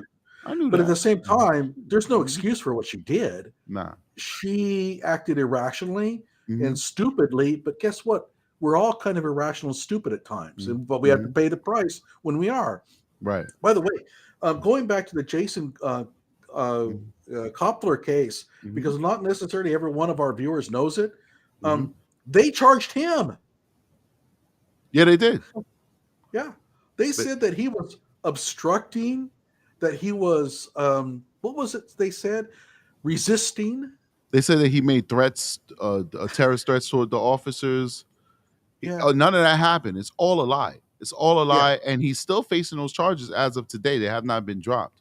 I want to say one thing, though. I want to clarify this because it's important, because at the end of the day, whether I want to be or not, I'm a little bit of a law enforcement ambassador, and I want to make sure that I set the record straight. Part of my presence says, wait, did he just say they get promoted if they murk someone? I'm talking about, first of all, when you shoot somebody, you become a liability to a department. So they really want you off the streets anyway. Because if you shoot somebody else, then it's like, why is this guy? Because this person has now broken the law enforcement average of the nation. Because most officers don't shoot anyone, and the officers who do shoot people, they only shoot one in their entire career. So now, if you've got 2 and 3 people that you shoot, then the question is going to be, even if they're totally justified, there's always going to be people who are going to ask that question, like, what is that cop doing wrong that he keeps getting into gunfights with people and shooting people? So when you have a good shoot, meaning that you have shown valor, you've shown bravery, you defended yourself and you defended others, and you shot somebody, and whether they live or die, the department is definitely going to give you medals, and they're most likely going to promote you. And one of those reasons why they promote you, and when we say promote, we don't mean you be like a sergeant or lieutenant or something like that. Those are civil service tests you have to pass to get. We mean making you a detective and putting you into an investigative unit or some type of administrative unit where you're not on the streets anymore. And part of that is for the liability, so that if they shoot somebody else, they don't automatically get a lawsuit saying, well, this person's trigger happy. That's why. But you're definitely going to get medals, and you're definitely most likely going to get some type of promotion because of the valor and the courage that you showed when you got into that shooting and you protected yourself and others. There's a comment here. Amber Geiger had gotten into an argument. You know, those are rumors and stuff, and I just really would want to back away from that kind of thing. And this is the hard part about these kind of stories, is that it's hard to know what to trust anymore, because as soon as something happens, everybody gets on there and tries to portray a narrative, and they throw everything they can at you. They try everything I they think can I to did make hear it she had some. believable. I think I read some semi quasi racist posts that she posted up. But I personally, when I evaluated the totality of the circumstance, I don't know how much of that weighed into her decision making. But this stuff is important because we looked at the whole McMichaels case, and we saw the type of post that the McMichael Jr. was making, and then we saw what he ended up doing. It's like, would you have been so eager to get yourself in that type of situation if you did not harbor these particular type of beliefs? So I think it matters to a certain extent. I don't remember. It's a while back. I read them. I think I actually covered them, but we all cover so many stories. It's hard to remember the nuance of every single one of them. I don't remember them being so explicit, like, I'm gonna go kill N-words. But I think she did have like some memes that she would retweet and comment on that had racial undertones and stuff like that. But I personally believe that she believed she was home. Yeah, I That's what think I so. I believe. think that's the only really rational thing. Mm-hmm. And that she was just stupidly irrational at that moment. Mm-hmm. But that happens to people. But you also have to pay the price when you do. Mm-hmm. So I'm not excusing her, but at the same time, the notion that she went into that apartment because she really wanted to kill, I ain't buying that a bit. It just doesn't make any sense to me. Well, we got And a her Leonard Graves behavior in Jr. court. Mm-hmm. Go ahead. No, we got a Leonard Graves Jr. in the chat. Once again, I always got to say my disclaimer. I don't know how much to believe that, but he claims that he was a friend of both of them, John, and that he saw him the Sunday before he died. And if that's the case, my condolences to you and to his family, of course. But I got to tell you, if that's your friend and you know his family, I don't want to disrespect in any way, but his family totally disappointed me. The fact that they forgiven her for what I'm just not that guy. They forgave her for what this girl did to their son. To me, like, that was the most disgusting trial I've ever seen. The bailiff hugging her and fixing her hair. Do you do that for all the other perps that come into your goddamn courtroom? Like, you're the fucking bailiff. Your job is to make sure that nobody's talking and playing on their cell phone while court is in session. She's fixing her hair. The judge hugging her and all that bullshit. You just killed a dude. I don't care if your whole life you was Mother Teresa. You took a goddamn life and they treated her like they're all best friends. That was disgusting, man. And then the family fucking flying up from Barbados or wherever the hell they from, talking about, oh, we forgive you, God bless. Fuck that, man. Hell no, man. There's this Christian thing about, Man, well, he may have murdered my son, but I forgive him. What? Are you crazy? no. No, Oof. I ain't going for that. And this is this thing that really pisses me off about, and I'm sorry, I know I'm going to piss off some of your uh, viewers, but this is the thing that kind of pisses me off about some Christians. You could be too damn forgiving. Mm. You know, if somebody has really wronged you, it's okay to harbor ill feelings about it because that's what keeps people from harming you in the first place. Yeah, yeah. This is You know? justice, man. This is the arena for justice, man. Otherwise, you're just a schmuck. Mm. You know, a whipping boy for anybody that wants to push you around. I ain't going for it. And yeah, I agree with you on the whole Amber Geiger thing. Them forgiving her like that. Okay, if you want to forgive her, just do it privately. Right. But that whole deal, it just lets her off the hook completely. And she Yeah. has to pay the price. Yeah. You know, and what was his life worth? 6 years in prison, 7 years in Yeah. prison? No, Because keep in and what mind- did she do immediately after everybody hugged her, everybody forgived her, and she walks off to prison with absolution? Immediately she files an appeal. Mhm. I don't She hold that didn't. much against her, actually, on that, because hey, that's just smart. There's a time when you have to be smart. But however, I don't know how it worked out because if she had won her appeal, they could have had another trial, in which case she could have been like in really serious trouble. Does anybody know what's the latest on that? Did she ever bother to appeal that? She did appeal it, but I don't. You know, it's funny because Chavin's appeal was heard, but that's a different state. You know, so I don't So it could be know what the years for status of some her of these appeal. states. Yeah, sometimes these appeals could take like 5 years. I'd imagine Chavin is such a high profile case that they're like, screw it. You know, we're gonna fast track this appeal. Leonard, who says he's been following, says yes, and she lost. Okay, So she lost her appeal, she lost her and it appeal. might have been the best thing that ever happened to her. Yeah, but you can't go a higher sentence though. Well, I they mean, could have unless you retried throw it. out the whole trial. Yeah, unless you throw out the whole trial, like Well, and I think that's what she was banking on. right. I remember that there was a lot of talk about if she lost her second trial, that she could be facing a life sentence. So I don't know. we're getting multiple people in the comment section saying that she lost the appeal. So I'll look that up a little bit later. I'd love to make my own standalone video on that and just updating people and diving into it. But good. She listen, I'm with you. She had every right to appeal. She should have appealed. I do not hold it against her. But my point is not with her. She's doing what she's supposed to do. My issue is the family and all these other folks forgiving her when truly, if she was a Christian and if she truly accepted what she did, she wouldn't appeal. She would say, "This, I own this, and I'm going to do my." Remember, we see a nice solid 10 on the paperwork, but she only has to do 7 years. Yeah. She only has to do 7 years because of good I heard time and all that 5. extra stuff. Maybe even 5. Like I'm thinking New York. My apologies. In New York, she'd have to do 7 out that 10. It might even be less in Texas. Might even be less, like you said, 5. Didn't So somebody in the comment section says that she was going to be released this April? I can't believe that. maybe I'm gonna go ahead and Google it, see what's up.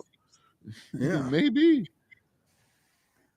You know, I mean, in a way, I can understand her because I can do something like that. I don't think I'd shoot somebody, but Right. to not know that you're in the wrong house is Right. possibly something I could do because I get like real focused on issues and stuff. I'm a sort of a thinker, and I get deep into thought, and I can do some really stupid shit when I do that. Right. But at the same time, I don't think I would shoot somebody under those circumstances. I would hope I wouldn't, right? I mean, I carry a gun normally. See, but the thing is, like, I give you the pass. I give everybody else a pass because, you're not a trained law enforcement officer. She is. She was on an elite team. She wasn't even a beat cop. She was on an elite team, like an But anti-crime team. what does that mean anymore in some of these agencies? Well, I mean, she worked for a big department, and it wasn't a poor department like Memphis. So that means extra training. It means more experience in high stress situations, whether it's a poor department or a well funded department. You're in more stressful situations, more high stress situations, which means you're going to act differently. Geiger's going to be eligible for parole in 2024, and she did lose her appeal. I'm reading it right now, but she has more experience dealing with those type of situations. She has more experience. Her unit would go after burglary calls and stuff like that. This was a crime team that would get there before patrol and try and catch these guys in the act of doing violent crimes. So Okay. she was supposed to operate on a different level. Well, let me ask you this. Mm-hmm. Does she come across to you? Forget Mm-hmm. about the actual events, Mm-hmm. but does she come across to you as a high trained police officer, cool, under fire, doing the. I have no way of knowing because I've never worked with Okay, her. that's And fair. for me, That's fair. for me to look at her and assume that she's not just because she's a blonde-haired, short white girl, that would be a Oh, huge okay. mistake. You know what I'm saying? Mhm. But I tell you what, she was not a rookie. She had did her No, time on that's true. patrol. She was in this elite unit. She was a gym rat. All of her posts, other than those questionable posts that were just a few of them, were pro law enforcement, deep dyed in the wool blue. She was in the culture. And people like that typically are buffs, what we call in the game, what we call in the business. We call them buffs. And Buff. buffs, you're buffs, Buffs, like you're buffed out. Oh, I Those see. folks are the folks that get make sure that they know their tactical training, make sure that they get the right equipment, make sure that they're on their game. That's how she came off to me. So I'm assume that she's a pro. I'm assume she's a pro. Mhm. You know, I mean, it's hard to me. I think a person in that field, I'm looking at 6'2", 200. that doesn't even exist in police, modern policing. There's one guy on a team that looks like that. You know what I'm saying?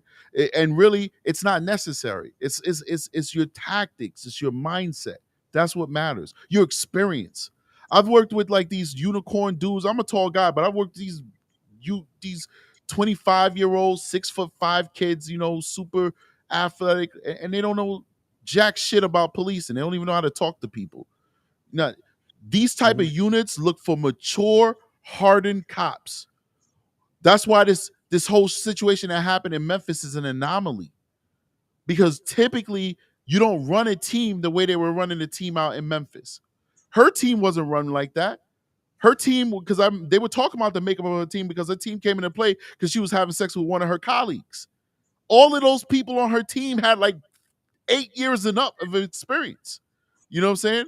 Like usually teams like that, like the team that I want to go on, or they're saying I'm supposed to be going on, is a veteran team.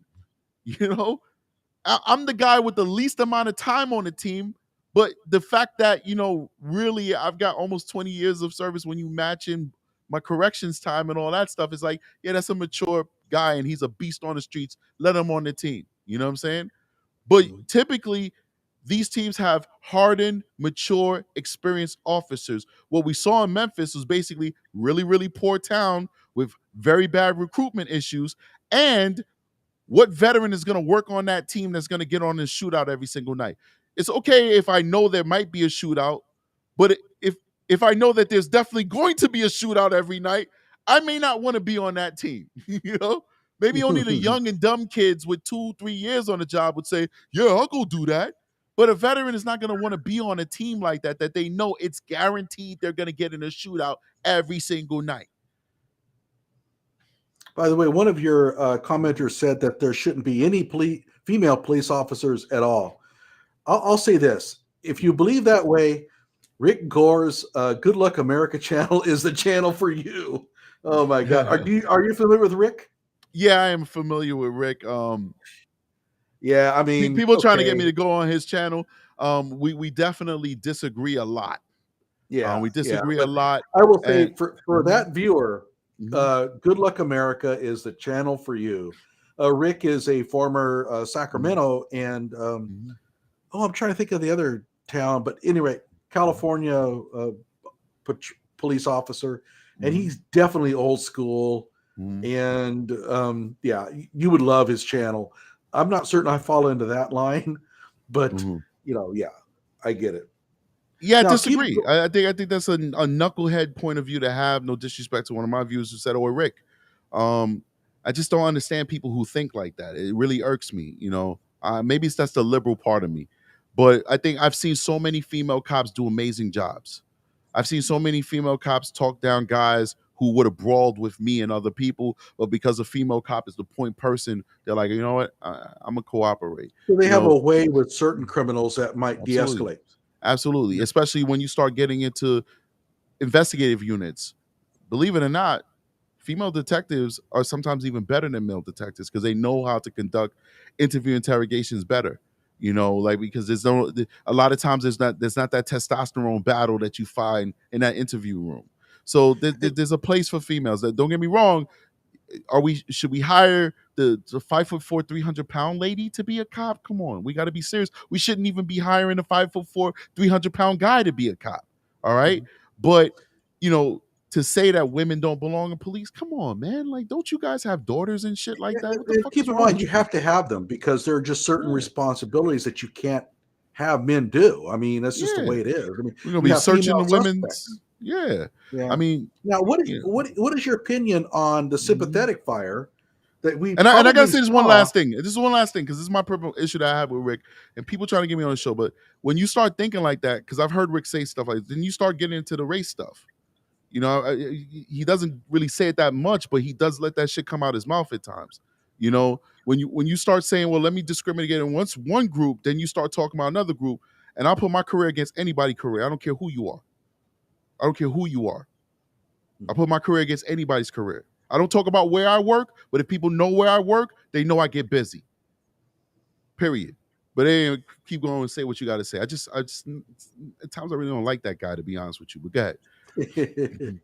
So I have a question for you. The sympathetic fire that we Mhm, probably saw in the Jason Kloepfer case, mhm, where, and by the way, I have my own experience with this when I was in mhm, military school. I was in Marine Corps Junior ROTC. mhm, I wasn't in the Marines, not mhm, making that claim. But I remember a case where we went out to the rifle range, mhm, and my gun got jammed. So mhm, I called over lieutenant, who was a cadet, and said, "Hey, something's wrong with the rifle." They called ceasefire at that moment. yeah. So he's out there fiddling around with the rifle. He points it up in the air and he fires off a round. Well, he didn't realize that there's two cadets out there that were putting their targets up.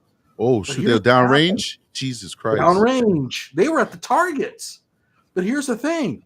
All these other cadets are looking through their sights, waiting for the commence fire. And they hear a Hmm. gunshot go off. What do you think They they start did? shooting. Oh my Yep. god. They were Oh out there dancing around bullets for the next, well, wasn't too long. And I remember the drill sergeant coming over. Now he was a former Marine, yeah. and he told me, he said, if I ever catch you doing that again, I'm going to take this rifle, I'm going to jam it up your ass. Shit. Now, They I deserve that didn't shit. shoot the rifle, Yeah. but the person who did was a person that was in my company. I have to Yeah. deal with him every day. So you took the I hit? don't. I took the hit. Damn. But it taught me an important lesson. We saw that with the Kent State massacre in Right. Kentucky, where these National Guard units just started opening fire because one person did, Right. right? So there's something about the psychology that when you're waiting and you hear a Mm-hmm. gunshot go off, Mm-hmm. that it's just a natural instinct to open fire. So let me ask you this about the culpability of Mm-hmm. those officers at the scene who opened fire when they heard, and you think it was a sniper, Right. but they heard a gunshot go off. And of course, they just start to open fire, right? What's their Right. culpability? I'll let you go with it. Well, I don't think they have any, in terms of criminal liability. That's why I told you I'm focusing more on the fact that the cover up, was worse than the actual crime. He did come out with that object in his hand, and if, like you said, one guy perceived that as a threat, whether he's right or wrong, and he shoots, then you're gonna have that kinetic fire. That we call it sympathetic fire in the business. So you're gonna get that sympathetic fire where, or kinetic fire, both words are used interchangeably, where other people start shooting because they're like, well, a threat was perceived. Okay, I'm gonna engage that threat as well. It was a perfect storm. I think we'd have much more of a stronger case of saying somebody should be charged with, some type of felony assault, simply because if his hands were empty and he came out with his hands up and they just shot him. But because he had that robot flashlight, whatever it is he had in his hand, somebody's gonna say Okay, it's dark now, and I thought I saw a gun. next Mhm. question. Mhm. After he hits the ground, they're still shooting. Okay. And Same keep in thing. mind, yeah, No trigger but keep in discipline, we call mind it. Mhm. that this is supposed to be a hostage situation. Mhm. That's supposed to be his hostage who's standing behind him. Well, And technically, they didn't miss. she is so lucky. By the way, Technically, he they only didn't got hit miss. by 2 of those shots. He only got hit Right. by 2 shots. How many shots One were in the fired in arm total? and one in the abdomen. Yeah, so But I saw the she, picture of his stomach. It was so disgusting what they oh did to, my what they God, had to do you to save know? his life, rather. But I mean, he literally got cut open. We couldn't see this. You could just see his full chest and his stomach. But the article said that he was cut from his chest to his groin. His groin. It went below the belt to save his life and remove those bullets. Terrible. That's Absolutely obviously not terrible. a handgun. No, it's a rifle, man. Yeah. Absolutely a rifle. That's And why you I'm. know, Mhm. and you have to think that he's probably had some organs really messed up. Yeah, I maybe. mean, is he going to recover from this completely? Yeah, I don't know. that's what the I mean, lawsuit I is don't. for. I mean, this guy's gonna go from a trailer to a mansion. I mean, he's definitely gonna get at least $2 million out of this. At least. Who knows? It might be way more because it was a fake call. It's not like he's a bad guy who got excessive force on. He's a totally innocent guy who was shot for no reason whatsoever, for complying and following with their directions. But I think the totality of circumstance makes it hard to make this a criminal matter as far as him getting shot. But people need to pay for lying on that report. They need to pay for that. Well, it's also going to be hard to determine who fired first because it's like the Kent State massacre. And Right. if anybody's a little bit younger, you don't Mhm. understand that at Kent State University, a bunch of National Guardsmen opened fire on some students. Right. And I totally understand what happened. I mean, I read a book by, I forget his name, but I read the entire book on it, and I'm thinking, I went through this. I Mhm. know what happened there. And it was the Mhm. sympathetic fire deal. Somebody fired a shot, and they all opened up on him. And Right. by the way, most of the shots were from, actually, most of the wounds were from actually ricochets. Right. But so there's this instance here where you have somebody open fire first, and that's the Mhm. culpable one. But I don't think they're going to be able to ever determine who that was. I mean, So do you also have witness testimony? Because people say, "Hey, Jack fired first," or whoever it might be, yeah, that's true. John. It's You know, possible. but Although they're keep in mind, they're training their eyes on the trailer, and they hear a gunshot go off. I'm not sure that they know who did. if you're standing right next to the guy, you know, Well, I a actually lot of, could, yeah, yeah, especially with yeah, an you AR-15, see, which is not yeah, necessarily that loud, but right. But I mean, even if you do, I just telling you, man, I find it hard to believe that you'd be able to charge somebody with shooting him, considering the totality of the circumstances. You so know, you don't see any criminal charges being processed here. I see criminal charges as far as lying, possibly, definitely administrative charges, discipline, but I see a massive civil lawsuit. I see his criminal case being dropped by the district attorney. I see a massive lawsuit, and pretty much it. And unless they want to pursue criminally, because I actually, when I worked internal affairs, I got a guy for making false entries in a logbook and caught him with a felony on that. We knew he was engaged in sex crimes activities, but couldn't prove it beyond a reasonable doubt. So we were able to fall back on a felony for making false entries in his logbook. That's a correction officer just making entries in a logbook that's used to say when you make your rounds and what's happening on your unit. He got a felony for that. You can definitely. It doesn't matter what state it is in this nation. There's a law specifically making it a crime to make false entries on a government document. So they could charge them with that if they want.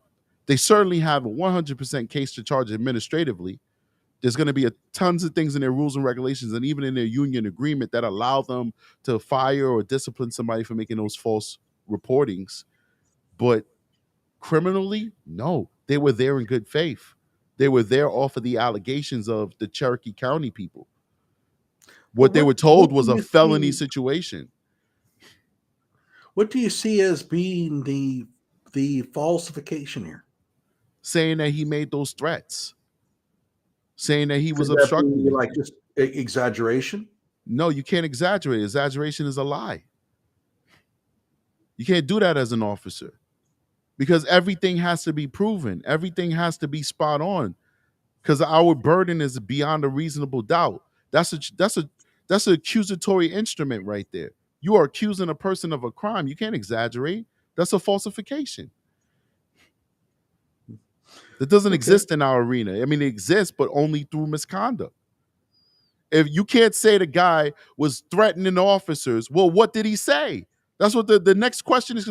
That's what we see in the charging documents. You understand that if they did their job right, an investigator had to ask, well, what did he say? So now you got the lie getting expanded on even more. He said he's going to kill cops. So he said he's going to step on our toes. He said he's going to spit in our faces. He's going to poop on our shoes. You're going to get some expanding because you can't just charge somebody for making terrorist threats without being able to say, what are those terrorist threats? Because that's how it works in court. So that's what we see. But there's going to be a report that has those officers or that officer expanding on what they meant by each one of those falsified items that we see in accusatory instrument. The original 911 caller said that not only did she hear gunshots, but that he said that he would kill any cop that came out there. That sounds like swatting. That sounds like swatting. Yeah, he got swatted. That's it. Somebody doesn't like him. Somebody doesn't like him. It might even come out that he's a gamer. They said he's disabled. Just because he's a older, scruffy looking white guy doesn't mean he doesn't like playing Warcraft. Like we don't know. We don't know what this guy likes to do in his free time. Somebody out there didn't like it. Good. Go ahead. The actual caller is clearly an elderly Southern woman. So he had beef with somebody. Yeah. It might very well be somebody on that. If you look at the video, the picture, I had it up, but it messes up with our audio. There's a house that's next to the trailer. It's about 300 feet away. Yeah, he could be renting. A football field. Yeah, he could be renting because remember these people own all this acreage. The house is here, but they own all the land around it. That's how it works down in the South. So for all we know, he could be renting that lot from this woman. If you look at the other houses, no other house is as close as these two houses, and he lived in a trailer, a mobile home. So he could be renting from that, and this is just a theory, ladies and gentlemen. We'll make sure that's clear. It could possibly be somebody from that house. He could have had a landlord-tenant dispute. He could have had anything going on. Especially if it sounds like an older Caucasian woman, Southern woman. This could be a dispute that he had with somebody, a dispute from somebody in his community, and they swatted him. Yeah, I mean, you get down in the South. Well, I mean, I don't want to, pinpoint any particular region. It's the way it is everywhere. You get some of these older people, and they can take these things to that level, and they don't see the harm in it, right? Yep. They think, oh, I'll get even with him, and they don't realize you can get somebody killed. Let me tell you a crazy story that happened to me one time when I was transporting an inmate. This was when I was in corrections. We were transporting an inmate. I was in internal affairs, and we was transporting a parolee, not an inmate, a parolee to testify at a arbitration hearing because she was having sex with this officer, and we were getting him fired or whatever administratively. We're on the New York State Thruway, which basically chops New York in half. You want to go anywhere in New York, you got to get on the Thruway. We stop at a Thruway gas station, and a Caucasian woman. I'm only saying her race because I want you guys to imagine the situation. It's not a racial thing, all right? Caucasian woman in a beat up truck that was so rusted out, you could see through the side doors and see her feet through some of the rusted holes. Oh yeah. I'm filling up the car and I've got this parolee in the car and I've got my partner with me. She looks at me and she goes, "What do you want from me?" I said, "Nothing, ma'am. I'm just filling up this car here." "What do you want from me? Why are you threatening me? Why do you have a gun? Why are you threatening me with your gun?" Then she gets on the phone and calls the New York State Police and she starts making a report on a sworn officer saying, "I'm threatening to shoot her." Mind you, the only word I said with her is, "I'm not threatening you." And then I stopped talking. There's a guy behind me with a Porsche and he comes up to me and gives me his card. He did some real estate. He's a rich guy. While she's still screaming and on the phone, state police, he's like, "I see her on the phone, state police. Here's my card. I'm your witness. You didn't say nothing to this lady." Then I went into the gas station. I'm like, "Yo, listen, this lady's crazy. I'm an officer. She's calling state police saying I'm threatening her." He's like, "I heard her screaming. I'm looking and I seen you didn't do anything. You're good to go." I couldn't stay there because I was with somebody who's in custody. So I can't sit there and wait for state police to come and all that stuff. So when we were done, we didn't rush just in case they showed up. We could talk to them and let them know what's going on. But when we were done filling up the car, we got into the car and we continued on our transport. I never heard anything about it. I even called the troop like, "Yo, did you guys get a call?" They're like, "Yeah, we got a crazy lady." But when we arrived, everybody said that nothing happened or whatever. But I never stuck around. These are the crazy people that exist out there. I was just filling up a car, transporting a parolee, and this lady's saying I'm threatening to shoot her. Oh yeah. And I have my badge on my hip and my gun. Like I look like a cop in regular, like I don't know how you in my state, like you got the khaki, the khaki cargos, on the polo shirt with the logo. I looked official, you know what I'm saying? But let's keep going. So the Keenan Anderson deal, any opinions on that one? Keenan Anderson? He's the one in Los Angeles that was, oh my God, what was that? He was he got into a car wreck. He was high on cocaine. Yeah. That's Patrice Culler's supposed cousin. Yeah, that was just excellent police work. Excellent police work. And the taser, when I covered it on my channel, and to be honest with you, I don't even count the taser. I don't think that he connected in the taser. When he's tasering, he's activating the taser on Keenan, and Keenan is talking. That means that the taser's not working.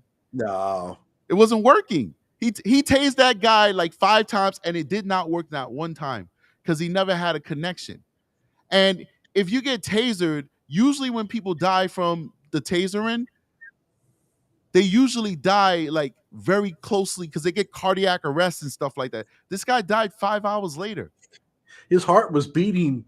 Yeah, he had a bad combination of weed and cocaine, and it probably was the first time he ever did it. Everybody who uses that stuff knows the first time is always the most dangerous time because the body's not used to that stuff.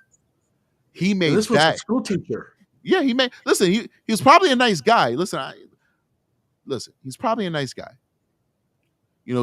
Taking some weed and some coke. I've never done these things in my life. No, and I got proof of it as an adult, at least, because I get drug tested like every other goddamn week. We get pissed off like, why the fuck they drug tested so much? They just send that order down like, report to get drug tested now. Okay. In fact, we had a guy who was getting drug tested the other day. It was his like end of probation drug test, and he's like, "I quit." So anyway, never did that stuff. But people do these things. That doesn't make you a bad person. But he made a bad choice, and his bad choice on that particular day is what endangered his life and eventually took his life. The police did nothing wrong. Nothing wrong at all. They tried their best to work with this guy, and unfortunately, he lost his life due to his own choices and his own actions. I thought they were extraordinarily patient with him. Oh, yeah. Because, I live near Tulsa. Mm-hmm. The Tulsa police are brutal, and they would not have been, in my opinion, nearly as accommodating as these guys were. Of course, I think these cops in Los Angeles are more used to it. Right. We just don't get that much insanity around here. And when you look at that situation, like They gave him a lot of deference. Like the first cop arrives on the scene, he's running through the street, kind of manic. And he's like, "Yeah, I got an accident." The cop didn't even assume he was a bad guy. He starts driving, oh, over there, and then he starts driving towards the accident. And then the people at the accident is like, "No, no, no, no, no. He's the problem. He hit and run and tried to steal this guy's car." And then the cop turns around and goes back to Keenan. And it's like, "All right, yo, Keenan, go get on, get on the sidewalk and sit down." And that's when he's walking with his hands behind his back. I think one of the biggest issues is that, and it's an issue in every single part of America, we underpay our EMS, just like we underpay our cops. And there's very few EMS. He initially complied by sitting down, but they edited those videos, but they told us they edited Yeah. it. He was sitting there for 7 minutes. If EMS would have come sooner than that, maybe we wouldn't have had all the other stuff that we had. He's in an agitated state, but he managed to sit down for 7 minutes before he couldn't take it anymore and then started acting erratic again. Like if EMS would have got there sooner, if they had more EMS, maybe he would have been able to, he probably would have still died because of whatever he had in his system.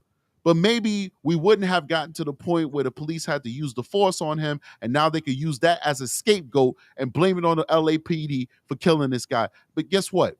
You know as well as I do, Johnny, nobody believes it because we don't hear about it anymore. Nobody's outraged. Nobody cares. They looked at it and they judged it for themselves, and they was like, "Nah, this ain't it." I try to place myself in the cop's shoes, but I'm not an LEO, but I still try. I mean, I can like fantasize, right? And I'm looking at this thinking, I don't think there was anything that I would have done differently. Well, I wouldn't have tried to mean- taser him because I know it'd be non-effective. Like it's just bad training all over the place. Like it's not me personal. It's just I'm being taught these things and I'm just relaying what I'm taught. You don't taser people who are agitated and under some type of psychosis or drug. That's in taser's manual. Now, some departments choose not to follow taser's manual and they do their own training, and that's fine. You don't have to. But Taser has a list of best practices that they expect you to follow if you're going to use their product, but you don't have to, but they hope that you do. And what they say is don't tase elderly people if you can avoid it. If you have to, you got to do what you got to do, but if you can avoid it. Don't tase children under 12 if you can avoid it. Don't tase pregnant women if you can avoid it. Don't tase people who are high on drugs or highly intoxicated. Don't tase people that you could clearly see have pacemakers and heart monitors on them. I knew it would not accomplish anything if you're tasering a guy who's high on drugs. Now, did he do something wrong that we should discipline him for? No. I'm just giving you inside baseball. I'm giving you veteran talk. I'm giving you more, I think, more highly trained, informed opinion of a situation. It wasn't going to do anything. And it didn't do anything. And it was ineffective. And you want to know another secret? You don't tase somebody who has a coat on. How are those prongs supposed to connect if somebody has a coat on? You don't tase somebody who has a heavy sweater on. So waste of time because the prongs are not going to get through the sweater and you're not going to be able to get a connection. You're not going to be able to taser them. Yeah, I mean, by the way, those who say that you shouldn't taser anybody under 12, they haven't been into our middle schools. Now, keep in mind, not a lot of people know the difference between the drive stun and the regular taser. You might want to explain that because that was an issue in this particular incident. Right. So I thought what he was doing, he tried to tase initially, and the taser, they have so many different models, but they pretty much all of them have two modes. The prong mode, where you're supposed to shoot it from like 5 feet to 15 feet. Ideally, 15 feet is the max, but around 10 feet is the ideal feet to shoot it, amount of distance, because the taser prongs have to spread. And around 10 feet, you get a good spread. So you have two modes. You have the prongs where these two projectiles shoot out the front of the taser and they pierce your skin and they create a circuit. So it becomes the metal on the prong, your body, and then the other metal on the prong, and it shoots electrical voltage through your body and back into the taser, forming a circuit, which then makes your body seize up and you're unable to speak. You might be able to moan and cry out, but you're unable to speak. You're unable to move your hands, unable to move your legs. You're rigid like a statue. So if you taser somebody and they're talking to you, that means that they're not being tasered. If you're tasing somebody and they're moving around, that means you didn't get a good connection and they're not being tasered. The other mode is called a drive stun. Some people say dry dry stun, like Drive. like you got dry skin and you need some lotion. No, it's drive, like you're driving a car. And we really call it drive because you're driving it into the person. And that's just pain compliance. That does not cause your body to be rigid. That does not stop you from moving around. All it is it's forming a little arc of electricity between those two prongs that are in the front of the gun, and it's creating a burn mark on your body. It's burning somebody's skin. It's causing them so much pain that they're like, oh my God, I don't want you to do that to me anymore. I'll comply, right? It appeared to me that after watching that video that initially he tried to taser him, but he was like 3 feet away from the guy. I don't think he had a good connection, and I think one of the prongs missed.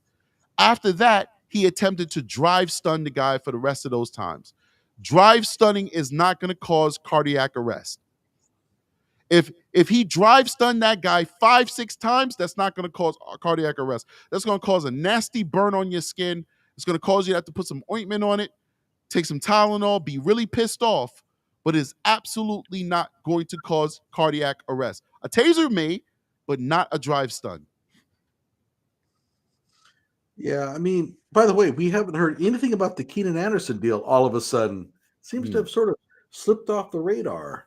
Just like the Jahi McMillan case down in Monroe, Louisiana. I never heard about that one. Oh, yeah, that was the one at the Dollar General store? Mm-mm. Okay.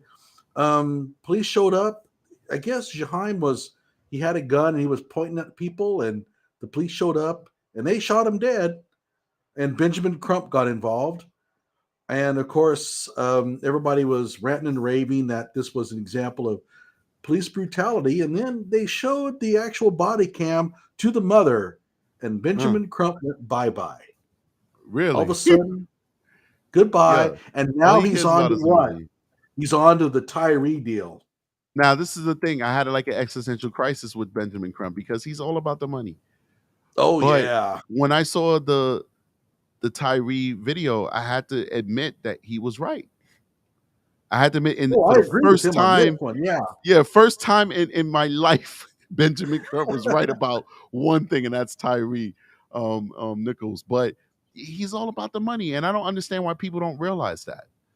Yeah. I don't understand how they can look at this guy and not assume. Because you know what? Where's Benjamin Crump when we have all these babies dying in the hood? I mean, I know you can't sue the thugs because they don't have any money, right? But you could be your civil rights attorney. You could be out there fighting for legislation to prevent more murders of little black beautiful children. But you only show up when a white cop shoots somebody. And in this one case, when 5 black officers kill a black man. It's all about the money, man. How can you respect somebody like that? And these cases are so simple. Any two-bit lawyer out there would get a settlement. It's not like he's working really hard. Okay? Somebody said they sent me a super chat. My apologies. Let me go to my other screen, see if I can see that. Lucifer says, read my super chat. Let's see. Oh, Lucifer. He's one of mine.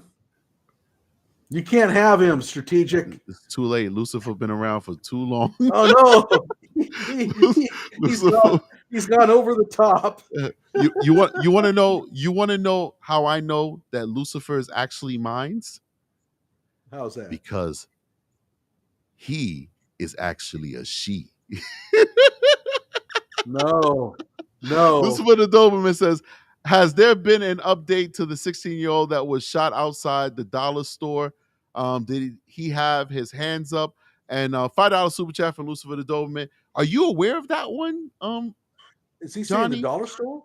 Yeah, dollar store. That's the one we're talking about. Well, it was that guy 16? Yeah, something like that. Oh, well, this Johnny is in Monroe, Louisiana. And by the way, you should know Monroe. That's a rough place. Now, this is the thing, right? This is so funny that you said that, because when I went into my live last night, I went in with the mindset, because I checked the numbers, but I went in with the mindset that Memphis was number 1 in violent crimes. And then as I'm scrolling down, I saw that Monroe, Louisiana was number one in violent crimes with over Yes, 3,000 of violent course. crimes per 100,000 people, bro. Crazy. 3,000 Yeah. and change, man. So I'll Wow. give you the update, Lucifer, traitor. um, so what happened there was that they actually showed the body cam to the mother. They didn't actually publish it. And Benjamin Crump is the attorney for the mother. And after they showed the body cam to her, it was silence. Mm. She was on Instagram, complained that they had thrown her off, they had banned her. I have no idea why they would ban her, right? Right. And by the way, I did check on Attorney Crump's web, his Twitter deal. He Yeah. has quit talking about that thing ever since. Wow. So guess what? He had a gun. Yeah. There's no doubt about it, in my opinion. The dude was carrying a gun. He pointed at the police, and they snuffed him out. And like, the problem is that instead of waiting to find out the truth, Right. they just run with the narrative. Mm. And a few people have been suckered into this. I've Right. had a long-term argument with another YouTuber about this deal. Mm-hmm. But when Benjamin Crump is no longer wanting to talk about it, gee, that's kind of a signal there's nothing there.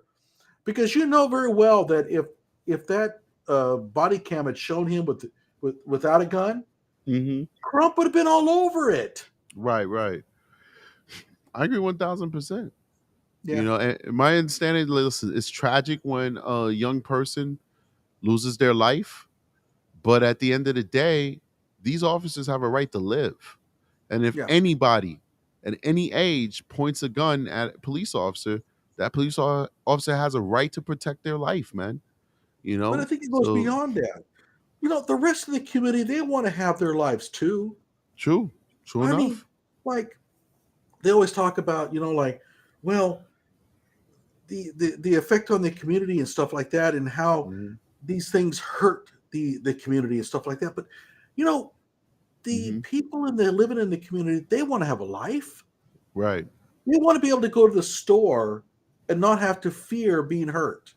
Mm-hmm. And so when they say, well, these cops are being overly, let's say, aggressive, under certain circumstances, they are. But the other flip side is they're protecting the community. They're protecting the law-abiding citizens in those communities to go out and live their lives. They have a right to go to the store without fearing being hurt. Mm-hmm. Yeah, I mean, what is this guy doing? This young man is victimizing the community. Yeah. This kid is a problem. And what bewilders me is that these mothers, where were you? Where are you? Are you're here after the fact in front of the cameras. You're with Benjamin Crump, you're saying how much of an injustice is that you lost your child. But what is your child doing out there robbing people? The same thing goes for the last situation that just happened. Dang, I forgot that one. What was it? But we can even talk about it'll come back to me, but we can even talk about what happened in Chicago with baby murder. The little Spanish kid that got shot. Oh, yeah. It's like Yeah, 3 in the morning, 4 in the morning or something like yeah, that. and he had the gun and his mother, he would been out of the house for 8 months. His mother never reported him missing, and she knew that he Yeah. was running with gangbangers. He was couch surfing with gangbangers. And the moment he gets killed, you're like mom of the year. But what is he doing outside at 2 in the morning with a gang member shooting at cars? In all honesty and clarity, he wasn't the one shooting at cars. The gangbanger was the one shooting at the cars, an older guy. And then when the cops came, he gave the gun to the little kid. And the little kid ran off, and the cop did what he had to do, fearing for his life. Like, these folks are terrible parents, but they only become real parents after their kid is dead. That's when they want to fight and advocate for their kid. Why weren't you advocating for your kid when he was alive? That's my question. We're going to see it in the Crystal Kaiser case coming up too. I don't Mm. know if you're that familiar with her, What's up with but Crystal it's going to Kaiser? come up in the summer. and this is going to be beyond Kyle Rittenhouse. Why? But What's up with Crystal but Kaiser? the issue here is that she was selling herself on the social media because her mother had shacked up with some boyfriend, and they had basically made life so miserable that she had to leave.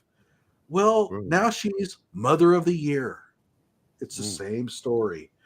And But what's the situation with the Crystal Kaiser oh, I'm situation? sorry, I didn't know that if you were familiar with it, but she shot her pimp. Okay, so she at about like 15 or 16 years old decided that she wanted to be a prostitute. So she goes on to a website called Backpage. It's no Okay. longer around. So don't be going around trying to Wait, find the wait. guy. Isn't it so? This is not the one where she shot a guy, a John that she was with, and then they gave her they gave her a light sentence, but then she ended up running away from the women's home she was sent No, to. that's a different Not one. that And one. What that about one's crazy. is Yeah, this the they gave one her some where? light sentence and she took off. Yeah, Like, and she had like no, $100,000 in donations and stuff. Is this? oh yeah. This is not the one where the girl, where the guy was like a registered sex offender, Yeah, pedophile? This is the he was one. a bad I dude. thought they already went through the case on this one. They Nope, never it's gonna did? come up nope, it's coming up this summer. Oh, okay. And This is the one. and I'm telling everybody, get ready for more riots. Nah, This is man. You gonna know be what? bad. Automatically, I'm on Crystal Kaiser's side. You want to know why? Really? Why? Because that dude was a pedo. Oh yeah, there I is don't no doubt support the about it. pedos. There's no justice for pedos. It does not Oh. exist. The Constitution is suspended for the pedos. Okay, so Kaiser may be a freaking murderer. She may be trash on the street, but because she did it to a pedo, I'm okay with it. Fuck it. But she's in serious trouble, and that's the problem. Well, if you, Is that from my understanding, if you look at I think she had social media posts that were damning. You know, there's a lot of things that she said after the murder that geared more towards some type of financial gain rather than I'm a damaged, traumatized person. It's coming back to me. Am I right or wrong with some of yeah, the things I'm you're right. saying? Right. So it's a complicated case. It is complicated. She was living in Milwaukee. He was living in Kenosha. It's about 45 miles away. She took an Uber with a gun down to party with him. She partied with him throughout the night and then shot him while he was sitting in a chair. Okay, now here's the problem though. She texted beforehand that she was going down there to get a new car for her brother. She is a former car thief. Right. So it all looks to me that this was not about sexual trafficking at all. She shot him to rob him. Right. So, but this guy yes, was banging tons of minors. He was a disgusting. And she was a minor when he was banging her. So I don't care. Next case. I am biased. I am not the typical objective strategic. I am biased. I don't care. He is a nasty effer that would have never stopped until somebody put a bullet in his arse. There's only one small problem. Screw him. The law doesn't agree with you. I know it doesn't. That's why I'm just going to divorce myself in this case. But here's the problem is because you sort of represent the popular sentiment, which, I mean, I agree with you. Right. This guy is a real dirtbag. The law is going to have something else to say about let him have his justice. If the law finds her guilty, which, is a good chance she would be found guilty, then she has a credible defense too, because they have those sex trafficking laws that work in her favor. And it's heavily documented that he was engaging in prostitution of her. That's sex trafficking. It's heavily documented. Personally, to be honest with you, even when I take away my, cracking jokes and all that, even though I think she purposely went over there probably to rob him. The fact that she was a victim of sex trafficking, which is documented because he pimped her out, that's sex trafficking. The law says she should be exempt from it. She should not be charged, really. There's only one small problem with it. Okay. There's no evidence, as far as I can tell, and the prosecution has said Hmm. There's no evidence that he actually ever prostituted her out. I think that But he they paid her for were. sex, though. I think that they were. He trafficked her to his penis. That's Well, the only trafficking that needed to happen. and I'm talking from the legal standpoint. I got you. I know. Go The ahead. What you was problem gonna say? is that I think that they were really just a boyfriend girlfriend deal where Hmm. it wasn't legal, Hmm. but I don't think he treated her Hmm. as a prostitute. I think that was he felt that she was his girlfriend, Hmm. and that's going to raise some problems because her I don't think it's defense gonna raise all problems with that. I don't think well so because it's against the law. It's not even se- statutory rape. It's but sexual trafficking Mhm. requires That's true. that he has to actually have, let's say, sold her Hmm. out for lack of a Right. better word, for Right. money or some other sort of like deal. So Right. you're going to have you're going to have Hmm. the population, the country, Hmm. all rallying behind her, but the law is not going to rally behind her. So Right. you're going to see massive riots, I in my don't think opinion. so. I don't think we're gonna see massive riots because it's messy and the people like clean things that they can, like George Floyd was it was listen, George Floyd is not gonna happen for another decade. All right. First of all, I I want think to say so. that I want I want justice to prevail. All right. I'm cracking jokes. I don't like baby rapers. I don't like people who take advantage of other people's bodies. I don't like people who use their power and money to take advantage of little girls, which is what he did. I doubt that he forced her to do anything, but she is a little girl with a child's mindset, and he used his power and his money to get what he wanted from her. But I'm with you. I want justice. If justice proves that she premeditatedly did all that stuff to him, then she's got to pay for it. The world is still a better place because he's gone, but she'll have to pay for it too. It is what it is. She's a sacrificial lamb. So how is the But I'll rest of say the this. country going to go But along with this? George Floyd protest was a perfect storm. The You think government so? forced No. us all to stay home. People didn't have jobs. All they were, everybody's social media channel grew 10 times faster than it normally would because people had nothing to do but to watch social media all day. And what were they watching? Derek Chauvin's knee on George Floyd's neck. It was a perfect storm. They had nowhere else to go. They wanted to get out the house, and now's an opportunity to get out the house. And they were all washed with cash. So they had nowhere to go. They weren't stressing about how they're going to pay the bills because nobody had to pay rent. And the government was sending boatloads of money to everybody's bank account every single month. It was a perfect storm. It's not going to happen again. 5 officers just killed a black man, and we just watched him get a beat down worse than George Floyd and possibly worse than Rodney King because Rodney King lived and he died. And I was forced to work overtime on my days off these last few days in anticipation of rights. Nothing happened.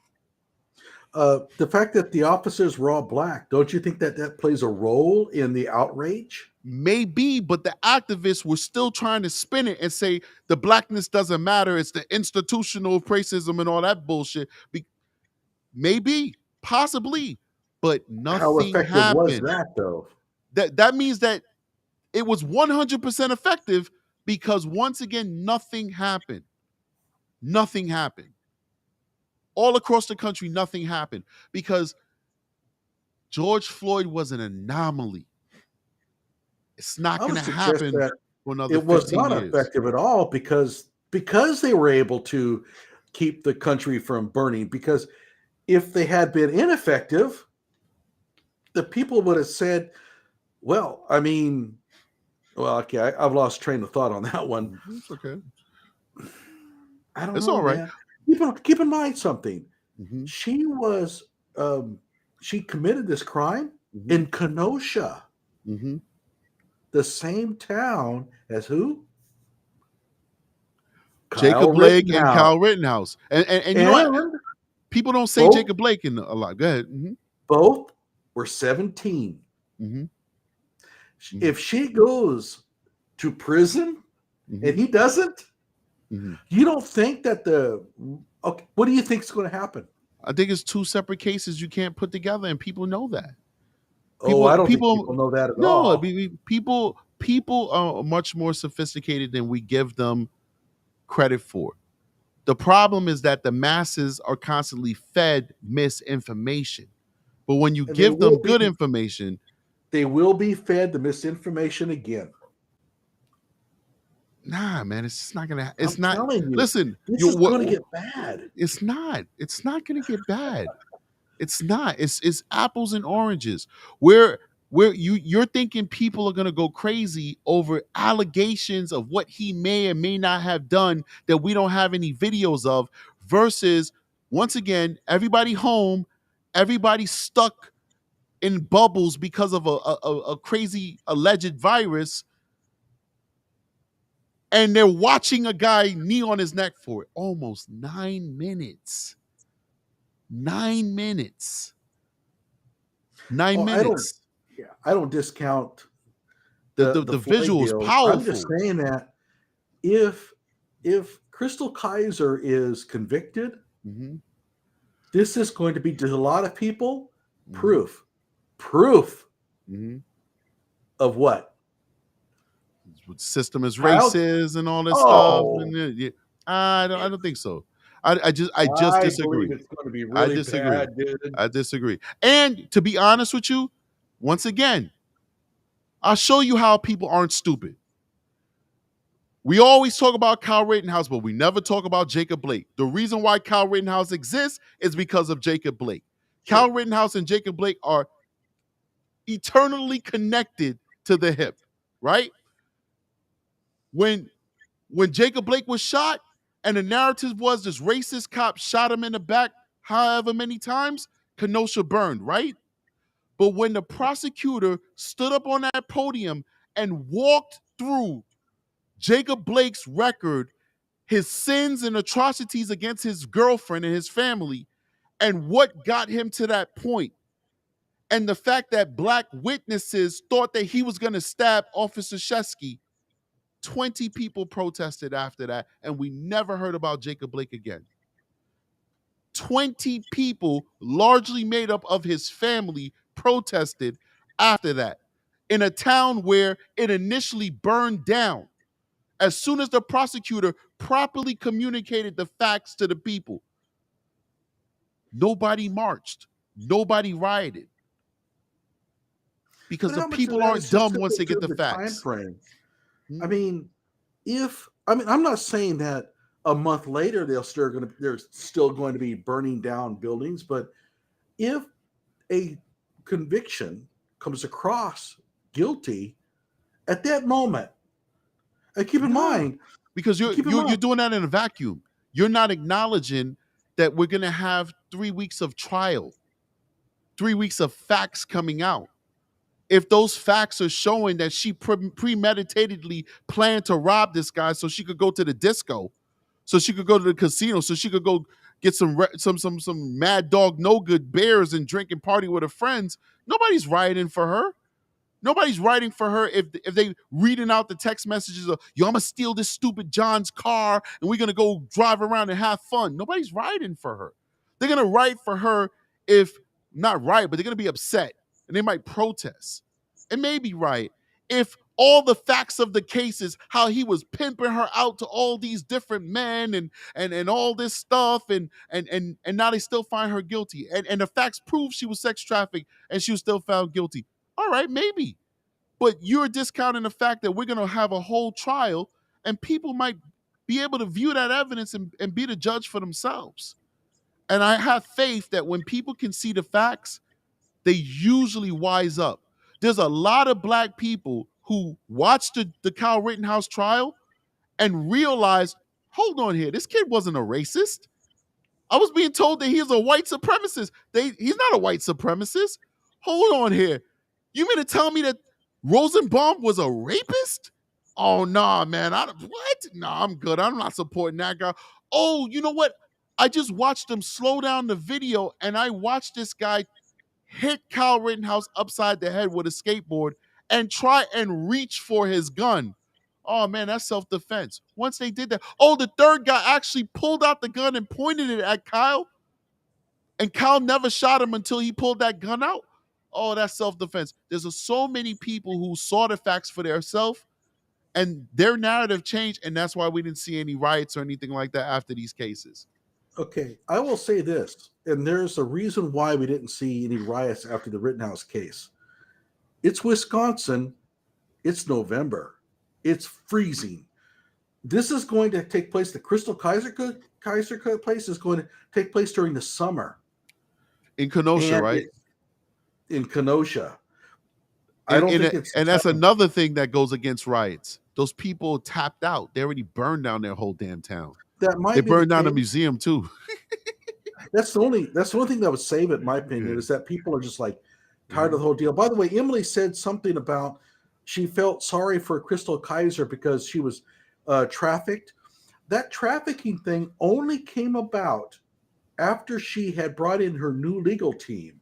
And it was only brought up during her second hearing in front of the judge after her new legal team had taken place. Before then, she was claiming self-defense. All right, but that fell apart. I agree and disagree with you, because that could be the fact that she had ineffective counsel initially, and the smart counsel is like, yo, this is a aspect that we could fight on that might be truthful, or it could just be it could be a legal ploy. Absolutely, it's possible. But you can't. I'm saying that there's also the possibility that this human trafficking thing was created by the lawyers after they read through the statutes, because her self-defense claim fell apart. She claimed, well, first of all, she claimed she didn't even know Volar. Right. That didn't hold up very long. Then she claimed that he was actively raping her when she shot him, and that fell apart. It wasn't until after she brought in the new legal team that this human trafficking deal came about. The prosecutors are saying there's no evidence of it. So we'll see. I mean, I don't know. So we got two comments I want to bring to the forefront. Grand Finally Son, one of your subscribers, they believe that there's no trial scheduled yet for Kaiser. They didn't supply any sources for that, but they're disagreeing with you. And no, I'm when I say it's going to be in the summer, I'm projecting that it's going to be in the summer because there hasn't been anything brought up, because they have to have a certain amount of hearings and stuff. It can be sooner, but I can't see it taking place after the summer. It's just seems not logistically feasible. All right, so I could be wrong. It's not scheduled. That. And Sassy Pants 420 says they have still been having protests in Milwaukee throughout the year. Cold does not stop them. I'm from Wisconsin and know many people. So we got people from Wisconsin disagreeing with you. The weather has a huge effect. It does. When it's freezing outside, people don't show up. And you'll notice the riots that took place in Wisconsin were in August when it's hot. People are out late at night. You know it. You're a cop, right? What happens when you have hot nights? Well, people are out more. People are out more. I don't know, man. I think we're going to disagree. We're going to agree to disagree on this one on what the social implications of her case is. I really don't think it's going to be that big of a deal. I don't think it's going to be a big of a deal, to be honest with you. No, and to be honest with you, especially around this time, depending on how fast those trials move, I mean, they're not going to be trialed this year, but like this Memphis 5 might be dominating the news moving forward. Well, that's another thing that's really interesting, is that how one event will overshadow another one and completely swamp it. The Keenan Anderson deal. Look what happened to it. All of a sudden, the Memphis 5 comes up, and we hear nothing about Keenan Anderson anymore. I think Keenan was done before that, man. It was it was a nothing burger. It was really a nothing burger. It was just a high guy who just made some bad choices. But you're right, though. That does happen a lot. It does absolutely happen. But I don't know. I have to ask, what happens to the full moon effect? Are you familiar with it? No. I mean, I've heard that people act crazy in full moon, but I've never. Is there something else to that you want to Have you noticed anything like full moons seem to have a lot more like, no, really? Okay. Nah, people just, I think probably what that is that the full moon kind of illuminates the light a little bit more, and people tend to probably come out more during a full moon, stay later, because but people just, I've just found that crime is just random, dude. Crime is just random. There's like no, there's Well, some it's places that the opportunity. probability are higher. So like if I'm working the clubs, I know that I'm gonna have one use of force that night. And when I say use of force, it could just be, forcibly putting somebody's hands behind their back or something. It doesn't have to be like all out brawl. But I know that's gonna happen because this is a club block that has 5, 6 different clubs on it, and these people are getting super drunk. And 4 a.m. when they're all going home is when you're gonna have problems. But like crime, other you could predict it in certain places like that. But other than that, it's just mostly random. It's just really random. It's no way of telling when it's gonna happen. You can predict where it might happen. Oh, these are where all the stores are. So you know that a larceny is gonna happen there. So, to know when it's going to happen, very difficult until you start talking about patterns. And some people act in patterns, like they might, all right, I'm going to steal in the morning time when they just open up. So then you might get a pattern where somebody's doing that at a certain time, but mostly it's random. It's just really random. We got to get out of here soon, buddy. I got to get to bed, Okay, man. We've hey, been doing it I for. do want to say though, Mhm, this is what I've been drinking. It's Koval, Koval, mhm, out of mhm. Chicago, and it's absolutely fantastic. It's a What great is it? bourbon. So What's that? it's a well, this is a four grain Mm, whiskey, okay. but I drink their oat whiskey, and it's Oh, ooh. this So guy's a yeah, if you ever get connoisseur. a chance to buy it, I highly recommend it. And I'm not sponsored by them. Okay, okay. But so, any last words? Anything you want to kind of? I think I actually have to kind of get off here pretty soon. I got to go to bed. No problem. No, I mean, it's always great talking to you, man. I think it's great. I wish I could do more collaborations. My schedule really is the issue. So you Yeah, guys notice who watch my show, I'm so random in when I come live because I literally go live when I can. But it's always nice collaborating, and I look forward to more collaborations. Um, but good conversation, man, and important yeah, I conversations we enjoyed need it. to have. Important And by the way, conversations. one of your commenters talked about live feeds in the courthouse. I really learned a lot by watching Hmm. these live feeds. I think that's Yeah, great for the community. I think that they get a little bit more learning about what takes place. A lot of right. them don't learn much, Yeah, right? yeah. But I really kind of hope that we see more of these live shows inside. Hmm. Um, we'll see how things shake out with the Jason Kloepfer case. I don't know what's going to Hmm. happen there. Hope he gets his And justice, man. oh yeah, I think that Yeah, he and those needs a charges big need to be payday. dropped yesterday. It's an Yeah, affront to justice that he has to still believe, at least, that he's still facing these charges. it's crazy. As far as Tyre Nichols goes, he came across as a great dude. Mm, What a horrible thing to happen to somebody. And I will say this: mhm. the one part that really bothered me the most was that he's leaned up against the car, Yeah, and the people are just staring at him, and I'm thinking, the man's dying. yeah. One guy took a picture of him. It's just, Yeah, oh one guy took a man. picture of him, and sit up, buddy. Now you call him buddy after you just punched him in his face 20 times. But sit up, buddy. Like he's dying. He's literally finished, man. He's And toast. everything I've heard was that he was a good dude. There's no record on this kid. There's no record on him. There's no Crazy, enemies. There's no gang affiliation. There's no drugs. There's no none of that stuff. and you You know how know? hard it is to Yeah. raise kids Yeah. to avoid that stuff in some of those areas. His mother even made So like she's trying to express how good her son is, but she actually like said like so many mothers come up here on these podiums and say how good their kids are. Sometimes they're not good. She's like, my kid really was good. You know what I yeah, mean? Like, I know. yeah, like it's really sad. It's really sad, and I'm just looking forward to see if some of these rumors play out because it's very interesting. Some of these rumors, but other than that, it's very tragic, and these guys are going to spend the rest of their life in prison. Before I get out, I just want to say, please hit that like button to everybody who's watching both of Absolutely. our streams. A lot of times people watch these things and they're into it and they're enjoying it, but they forget to hit the like button. And for anybody who's watching it who hasn't subscribed yet, please subscribe to my channel and Johnny Walker Dread channel. Please subscribe, help us grow. What you got for us, Johnny, before we get Yeah, out of any here? of my subscribers, subscribe to Strategic Eyes. He's got a great Mhm. channel. He's got a lot of great videos. Thanks, man. Same to you, man. Great channel, great videos. It's a pleasure. We'll do it again, my I brother. enjoyed it. Take care, everybody. All right. Have a good one. Strategic is out of here. Peace.